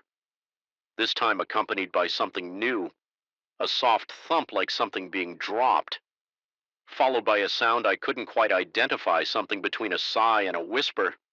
I stopped using my bedroom, moved to the couch in the living room as far from the attic stairs as possible. Sleep came in fitful bursts, my body jerking awake at the slightest sound from above, because now the sounds weren't confined to the space above my former bedroom. They migrated throughout the attic from one end to the other. Restless and increasingly bold, I convinced a friend to stay over. Hoping for validation, asked casually if he heard anything strange during the night. He slept soundly, reported nothing unusual in the morning, and looked at me with barely concealed concern when he saw the dark circles under my eyes, the tremor in my hands. Distractedly immersed in a spreadsheet and made no acknowledgement of his recommendation. I attributed his lack of response to workplace stress and thought nothing more of it. On the seventh day, I returned to the building for my follow-up appointment. The lobby looked shabbier than I remembered, the floor tiles cracked in places, dust gathering in corners. The directory board showed no listing for Nightingale Dental Associates, confused. I approached the security guard stationed behind a desk I hadn't noticed during my previous visit. According to him, there had never been a dental office in the building, certainly not in the last decade he'd worked there. Suite 813, he informed me with growing impatience, had been vacant since the previous tenant. A small accounting firm had gone bankrupt 3 years earlier. I insisted I had been there just 1 week ago, but my protests only earned me suspicious glances and eventually a suggestion that I might want to check my records again, determined to prove I wasn't losing my mind. I took the elevator to the 8th floor. The hallway appeared narrower, darker, and considerably more dilapidated than I remembered. Emergency lights cast a jace glow over peeling wallpaper and stained carpet. Suite 81's door was secured with a heavy padlock, rust accumulating around its edges. Through the clouded glass panel, I could make out an empty room with dust-covered floors and water stains spreading across the ceiling like invasive mold. It clearly hadn't been occupied for years. My heart raced as I pressed my face against the glass, desperately searching for any sign of the immaculate office I had visited. The taste of metal filled my mouth, and my recently treated tooth began to throb, and per perfect synchronization with my pulse, I stumbled back from the door, my reflection in the glass momentarily transforming into something unfamiliar.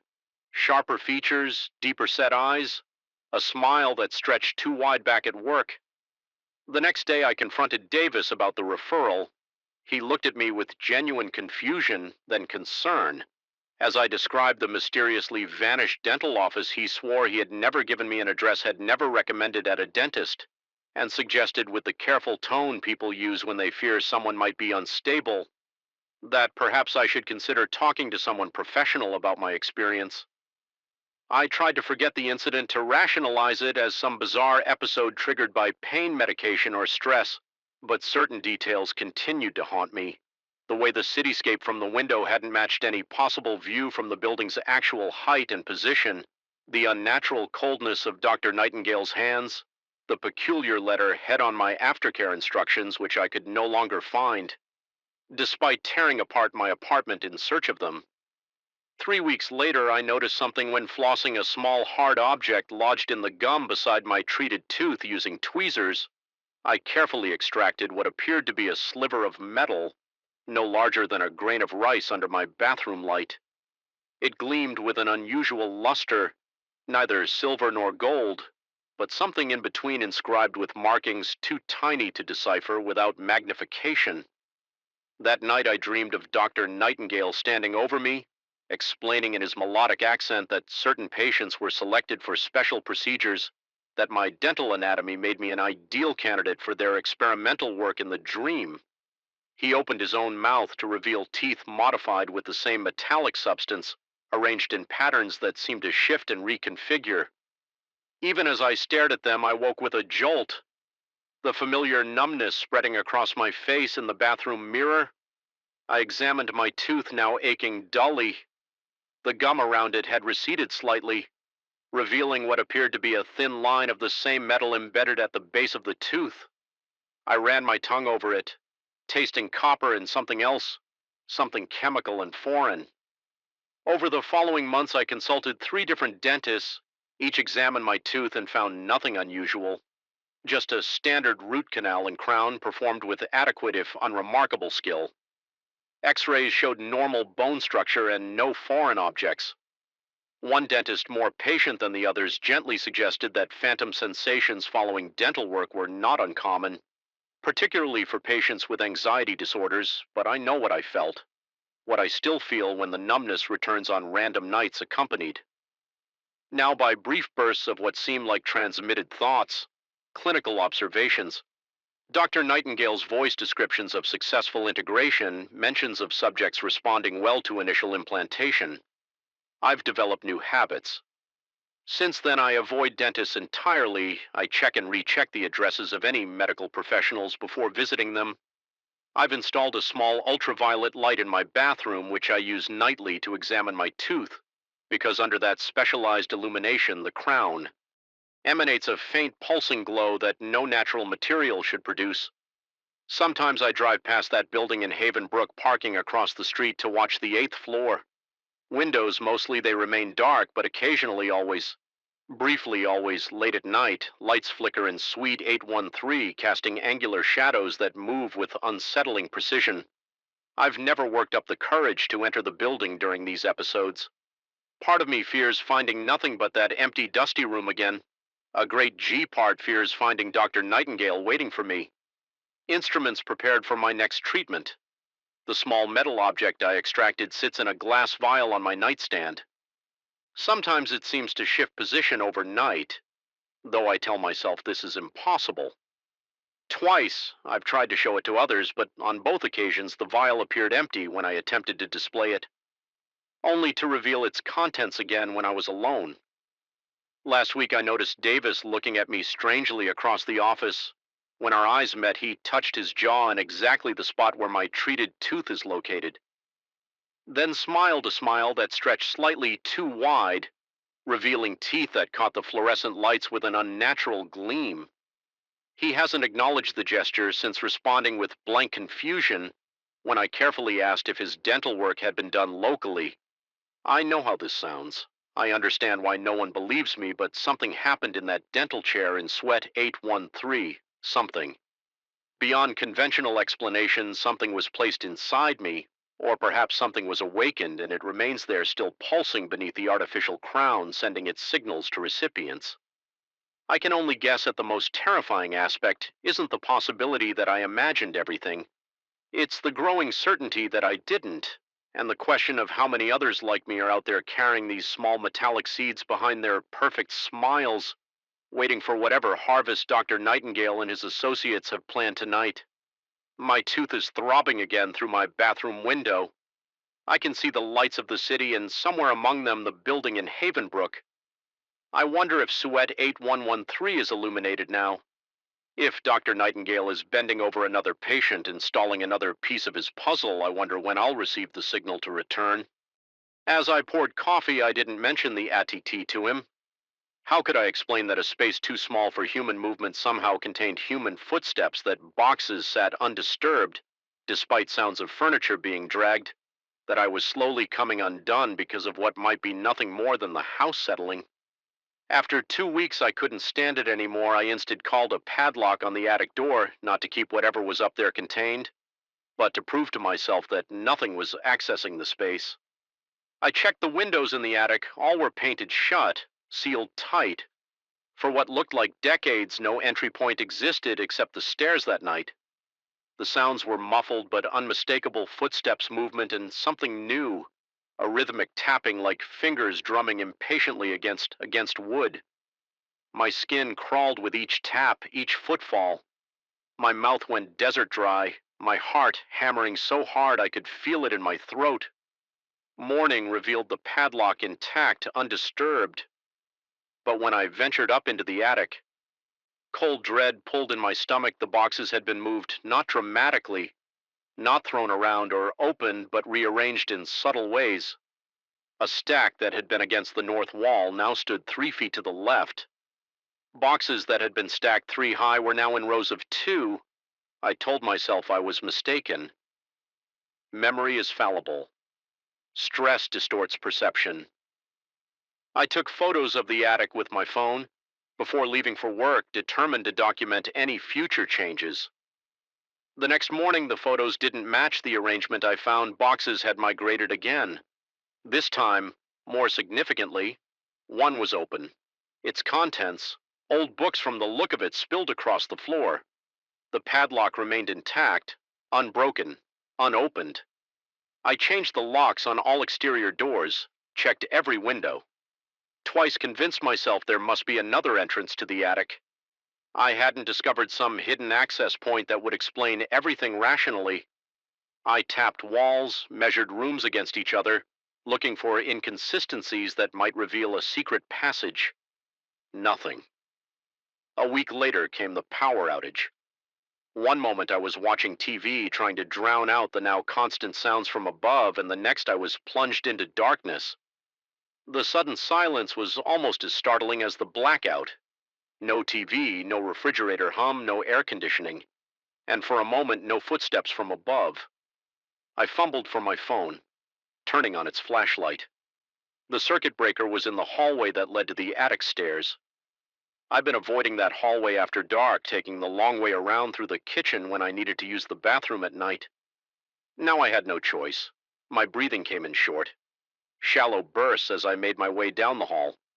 Phone extended before me like a ward against the darkness. The beam of light bounced with my trembling hand, creating monstrous shifting shadows on the walls. The hair on the back of my neck stood on end, my skin prickling with the certainty that I was being watched. The circuit break panel was just beside the attic door as I reached for it. A sound from above froze me in place. Not footsteps this time, but a single heavy thud directly above, as if something had fallen or jumped down. I looked up reflexively, then back at the attic door. The padlock was still in place, but something about the door itself seemed wrong. It took my panicked brain a moment to process what I was seeing. The door was ajar, not fully open, but cracked about an inch, despite the secured lock, a physical impossibility before I could react. Movement caught my eye. My flashlight beam had wandered to the stairs, visible through the gap in the door. There, halfway up, stood a silhouette, human, shaped but wrong, somehow too thin to. Still it stood motionless, watching me.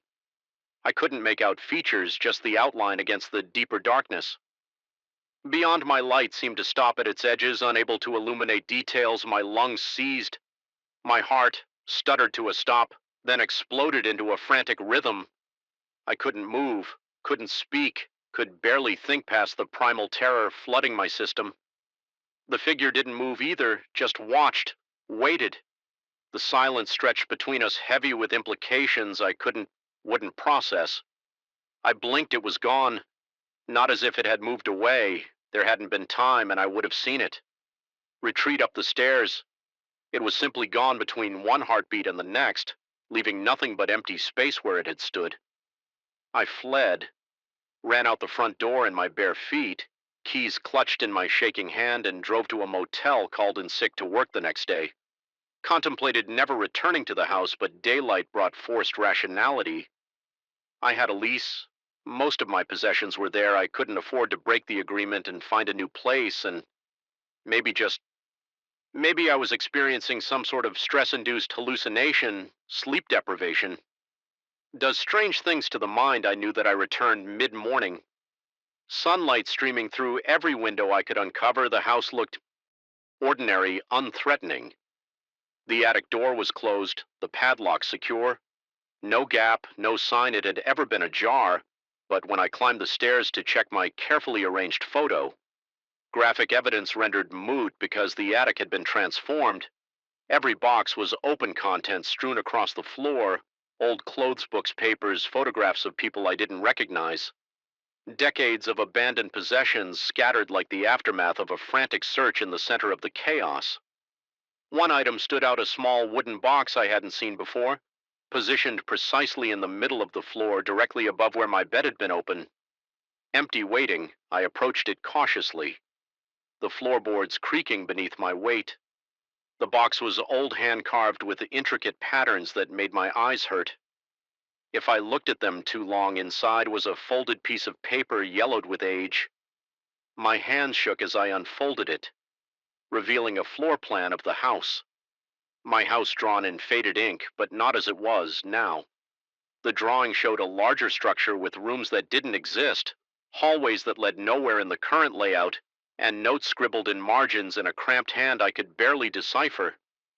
The compression is successful. Space folds upon itself when unobserved. The rooms exist simultaneously with and without. The entity remains contained, but aware it watches. Through the thinned barriers, do not acknowledge its presence. Do not let it know you can perceive it. Above all, do not unlock the door. I dropped the paper, backing away until I hit the wall, because I had unlocked the door, hadn't I? Not the physical padlock, but something else. Some barrier between what should and shouldn't be. By acknowledging the sounds, by searching for explanations, by looking directly at what stood on the stairs, I had unlocked something. I sleep in my car most nights. Now return to the house only during daylight hours and never venture near the attic. The landlord won't let me break the lease without losing my security deposit, and I can't afford that. So I stay in a limited capacity, watching the house watch me. The footsteps have stopped. The house is silent at all hours. The attic door remains closed, padlocked, undisturbed. But sometimes when I force myself to sleep in the house on the couch, lights blazing, I wake to find things moved, nothing dramatic. A book placed on a different shelf, a cup migrated from cabinet to countertop, my keys 6 inches from where I left them, and recently something new has started. My phone fills with pictures I never took, dozens each night. All of empty hallways, vacant rooms, unoccupied spaces in my house. Except when I look closely, they're not quite empty. In the corner of each frame, just barely visible, stands a silhouette watching, waiting, getting closer each time. I don't know how much longer I can stay here, but I'm increasingly uncertain that leaving would solve anything, because I'm beginning to suspect that whatever was contained in the attic isn't bound to the house anymore. I think it's bound to me now, in the most terrifying part. Sometimes I catch myself pacing back and forth, heel to toe, as if measuring a space much smaller than the room I'm in, as if I'm the one being compressed now, folded into something that exists both here and not here. I've started avoiding mirrors. I'm afraid of what might be looking back. The old floorboards creaked under my weight as I followed Mrs. Blackwood through the dimly lit corridor of Raven's Rest. In something about the air felt wrong, heavy and stagnant, as if it had been trapped inside these walls for centuries. The proprietor's practiced smile never reached her eyes as she handed me the antique brass key to room 7, her fingertips unnaturally cold against my palm. "Remember, Mr. Evans," she said, her voice barely above a whisper. "The second floor is closed for renovations. Under no circumstances should guests attempt to go upstairs." Her eyes lingered on mine a moment too long before she turned away, leaving me alone with my luggage and an inexplicable chill that had nothing to do with the autumn weather outside. I'd found Raven Rest online while searching for accommodations off the beaten path for my writing sabbatical. Somewhere quiet, somewhere with character, the Victorian mansion turned in. boasted 300 years of history in the small coastal town of Blackwater Cove. The rates were surprisingly reasonable and the promise of solitude, exactly what I needed to finally finish my novel. The online reviews mentioned the place was atmospheric and full of old world charm descriptions that seemed innocuous. At the time, my room was spacious enough with worn but elegant furnishings that spoke of bygone eras. A four-poster bed dominated the space, its heavy burgundy curtains absorbing what little daylight filtered through the single window. A writing desk faced the wall. Positioned beneath an ancient mirror with a tarnished silver frame, the ceiling rose high above, adorned with intricate crown molding that drew the eye to a small, circular pattern directly above the bed. The first day passed uneventfully. I spent hours at the desk, productive for the first time in months. The isolation and lack of modern distractions seemed to be working their magic. I wrote until my fingers ached to stopping only when my stomach demanded attention. Mrs. Blackwood had prepared a solitary dinner in the small dining room downstairs. She watched me eat from the kitchen doorway, her thin frame barely visible in the shadows. When I asked about the history of the house, she provided only vague references to wealthy merchants and noted that the property had changed hands many times over the centuries. My inquiries about the second floor were met with a tour reminder that it was unsafe. Due to structural concerns, the conversation died, after that leaving me to finish my meal in silence. It was during my first night that I heard them. The antique clock in the hallway had just chimed twice when I jerked awake, my heart hammering against my ribs. Something had pulled me from deep sleep, not a nightmare, but a sound. I lay perfectly still, ears straining in the darkness. At first there was nothing but the gentle tapping of tree branches against my window and the distant crash of waves on the shore. Then I heard voices, not one but several, engaged in what seemed to be a heated discussion. Directly above my ceiling, the words were indistinct, muffled as if coming through layers of insulation, but the cadence was unmistakably human. The circular pattern in the ceiling center appeared to amplify. The sounds almost like an acoustic design feature. My mouth went dry as I listened to the rise and fall of their tones, sometimes urgent, sometimes dropping to whispers too faint to perceive. I told myself it must be other guests, despite Mrs. Blackwood's claim that I was the only one staying at the inn that week. Perhaps she had family living upstairs or workers had arrived early for the renovations. Logical explanations existed. They had to in the morning. The memory of those voices seemed less threatening in the weak sunlight that filtered through my window. I mentioned hearing movement upstairs to Mrs. Blackwood as she served breakfast. Her hand trembled slightly as she poured my coffee, dark liquid sloshing dangerously close. Close to the cup's rim, she denied anyone being up there, explaining that the old house simply settled at night. The pipe, she added with a dismissive wave, sometimes made strange sounds that new guests mistook for voices. Her explanation seemed rehearsed, delivered with the same hollow smile that never touched her eyes. I spent that day exploring the small town, gathering local information at the Historical Society.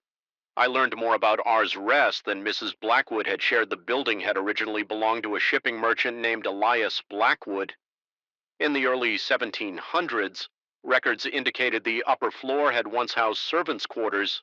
When I asked if there were any tragic events associated with the property, the elderly artist's expression darkened. She hesitated before mentioning rumors of disappeared servants and whispers of dark rituals, but quickly dismissed them as local superstition. My skin prickled as she described how Elias Blackwood had been obsessed with communicating with entities he believed existed in the spaces between worlds. That night I was prepared. I stayed awake watching the ceiling and waiting. The clock struck 2 and like clockwork, the voices began. My pulse quickened as I strained to make out words. This time I detected a pattern, what sounded like questions followed by responses, almost like an interrogation. One voice seemed to dominate deeper than the others with an authority that made my skin crawl. The conversation lasted precisely 17 minutes before abruptly stopping. Unable to contain my curiosity, I slipped from bed. My bare feet flinching at the touch of the ice-cold floorboards, I grabbed my phone for light and stepped into the hallway. The air felt different outside my room, thicker with an acrid undertone that burned the back of my throat. My flashlight revealed nothing unusual in the corridor, just faded wallpaper and the staircase leading to the forbidden second floor. The stairs creaked ominously with each step, sweat bead on my forehead. Despite the chill at the top, landing stood a heavy oak door just as Mrs. Blackwood had described. Locked and off limits, I tested the handle, finding it immovable, pressing my ear against the wood. I heard nothing but the blood rushing through my veins as I turned to head back down. Something caught my eye, a dark substance seeping from beneath the door. My throat constricted as I crouched for a closer look. It appeared to be water, but in the beam of my flashlight it had an unmistakable reddish tint. I reached out, fingers trembling, but before I could touch it, the substance retreated, pulling back under the door as if being drawn away by some unseen force. My heart slammed against my ribs as I scrambled backward, nearly falling down. The stairs in my haste. When I reached the bottom, I glanced back up to see Mrs. Blackwood standing in the shadows of the hallway, watching me with eyes that reflected my flashlight beam like those of a nocturnal animal. She said nothing, merely shaking her head slowly before disappearing into her quarters. Sleep evaded me for the remainder of the night. My rational mind fought to explain what I'd seen. Perhaps rust in old pipes or a trick of light on ordinary water. But deep down, a primal part of me recognized that what I'd witnessed defied logical explanation. The following day, I considered checking out early, but found myself unable to leave. My fascination had evolved into obsession. I needed answers in town. I sought out more information, speaking with locals at the small pub by the harbor. Most were reluctant to discuss Raven's Rest, changing the subject or finding reasons to move away from me. One old fisherman, however, loosened by ale, leaned close and warned me in hushed tones about the Blackwood family's reputation. He spoke of generations of owners who were rumored to have discovered something in the house, a way to communicate with those on the other side. The rituals, he claimed, required vessels, willing or unwilling participants, to facilitate the conversations.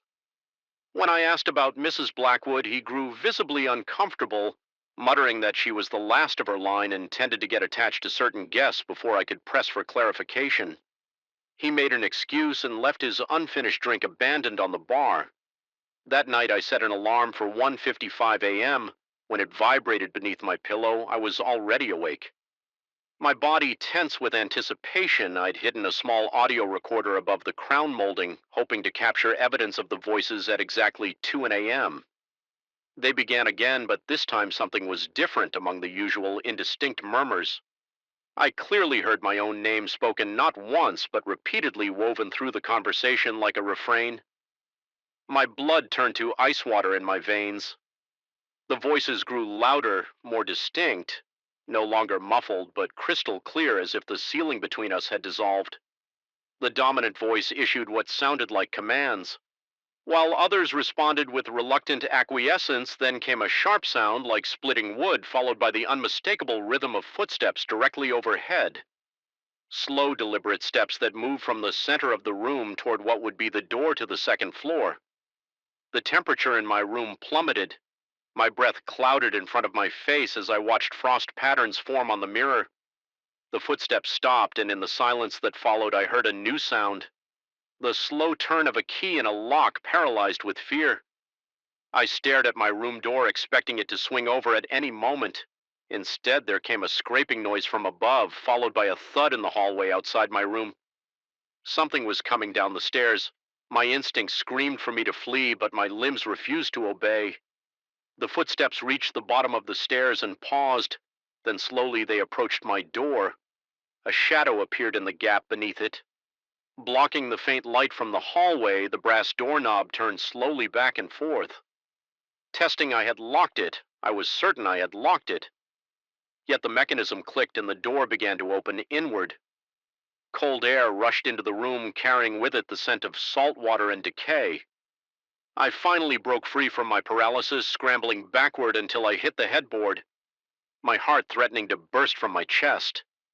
The door opened fully, revealing not Mrs. Blackwood, but an empty hallway. The air shimmered like heat waves rising from summer pavement. distorting my view as I watched, unable to look away. The shimmer koals forming the vague outline of a human figure, transparent but undeniably present. A voice filled the room, the dominant one from upstairs. Though the apparition had no visible mouth, it called me by name, claiming they had been waiting for someone receptive, someone who could hear them. They needed a new vessel. It explained as Mrs. Blackwood had grown too frail for their purposes, I was ideal. Sensitive enough to perceive them, isolated enough that no one would miss me immediately. The longer I stayed, the stronger their connection to me would become until I could serve as their bridge to the physical world. In that moment, I understood why Mrs. Blackwood had seemed so hollow, so empty behind her eyes. How many years had she served as their conduit? How much of her original self remained? The figure began to advance toward my bed. My muscles screamed as I forced myself to move, lunging for the window. The latch was stiff with age, but terror lent me strength.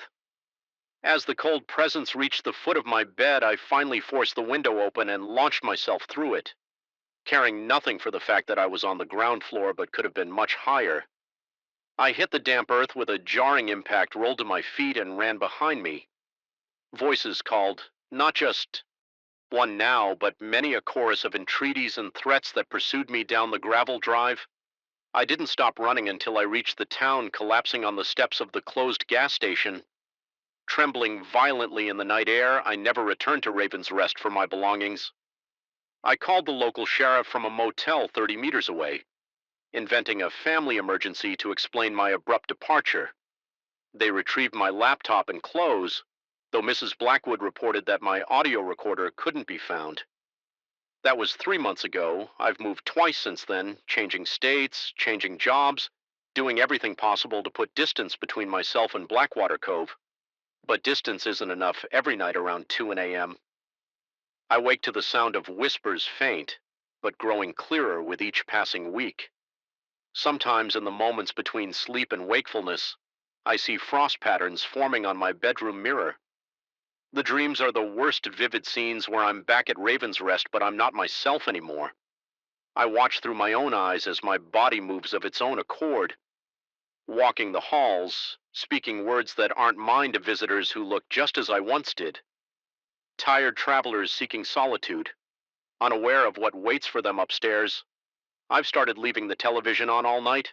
I've tried sleeping pills, white noise machines, even soundproofing my bedroom walls. Nothing helps.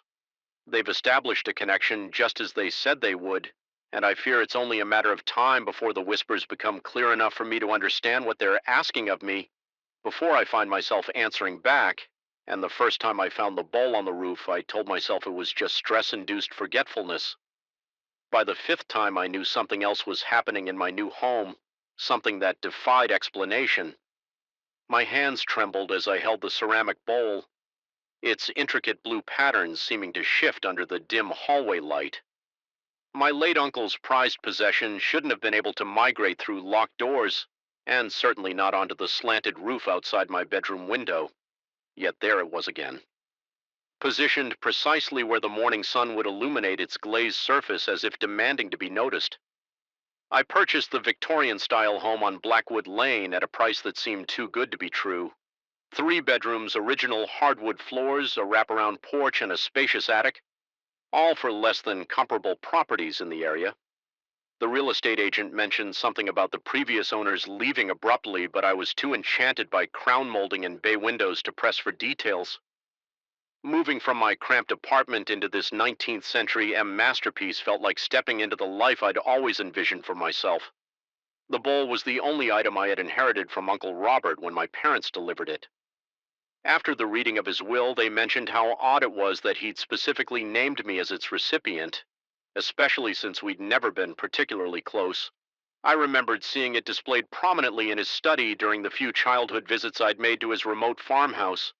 The intricate ceramic piece featured concentric patterns of deep cobalt blue with strange symbols etched into its base that resembled no language. I recognized I'd placed it on my mantelpiece as a respectful nod to family obligation rather than genuine appreciation. 3 days after moving in, I discovered the bowl in the garden.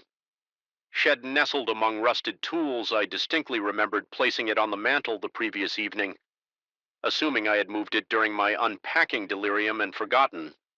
I returned it to its place the next morning. It sat perfectly centered on my kitchen island the day after, balanced precariously on the banister of the second floor landing. Each time I returned it to the mantel, each time it migrated. Elsewhere on the seventh night, I placed the bowl in a locked cabinet in my home office. I double-checked the lock, even testing the door with several firm tugs for added measure. I positioned a chair against the cabinet and balanced my phone on the chair's edge, an improvised alarm system that would clatter to the floor if disturbed sleep came reluctantly. That night, my mind racing through rational explanations, perhaps the house was settling, causing imperceptible shifts that somehow unlocked the cabinet. Maybe I was sleepwalking for the first time in my life. Possibly I was experiencing early onset dementia like my grandmother at 3:17 a.m. I awoke to absolute silence, no phone clattering, no disturbance whatsoever. Relief washed over me until I rolled over and saw the bowl sitting on my nightstand less than a foot from my face. My heart slammed against my rib cage as I scrambled backwards, tumbling from the bed and crashing to the floor. Cold sweat drenched my t-shirt. My breath came in shallow, rapid bursts that couldn't satisfy my lungs' desperate demand for oxygen. The bowl remained motionless, its blue pattern seeming to pulse in the dim,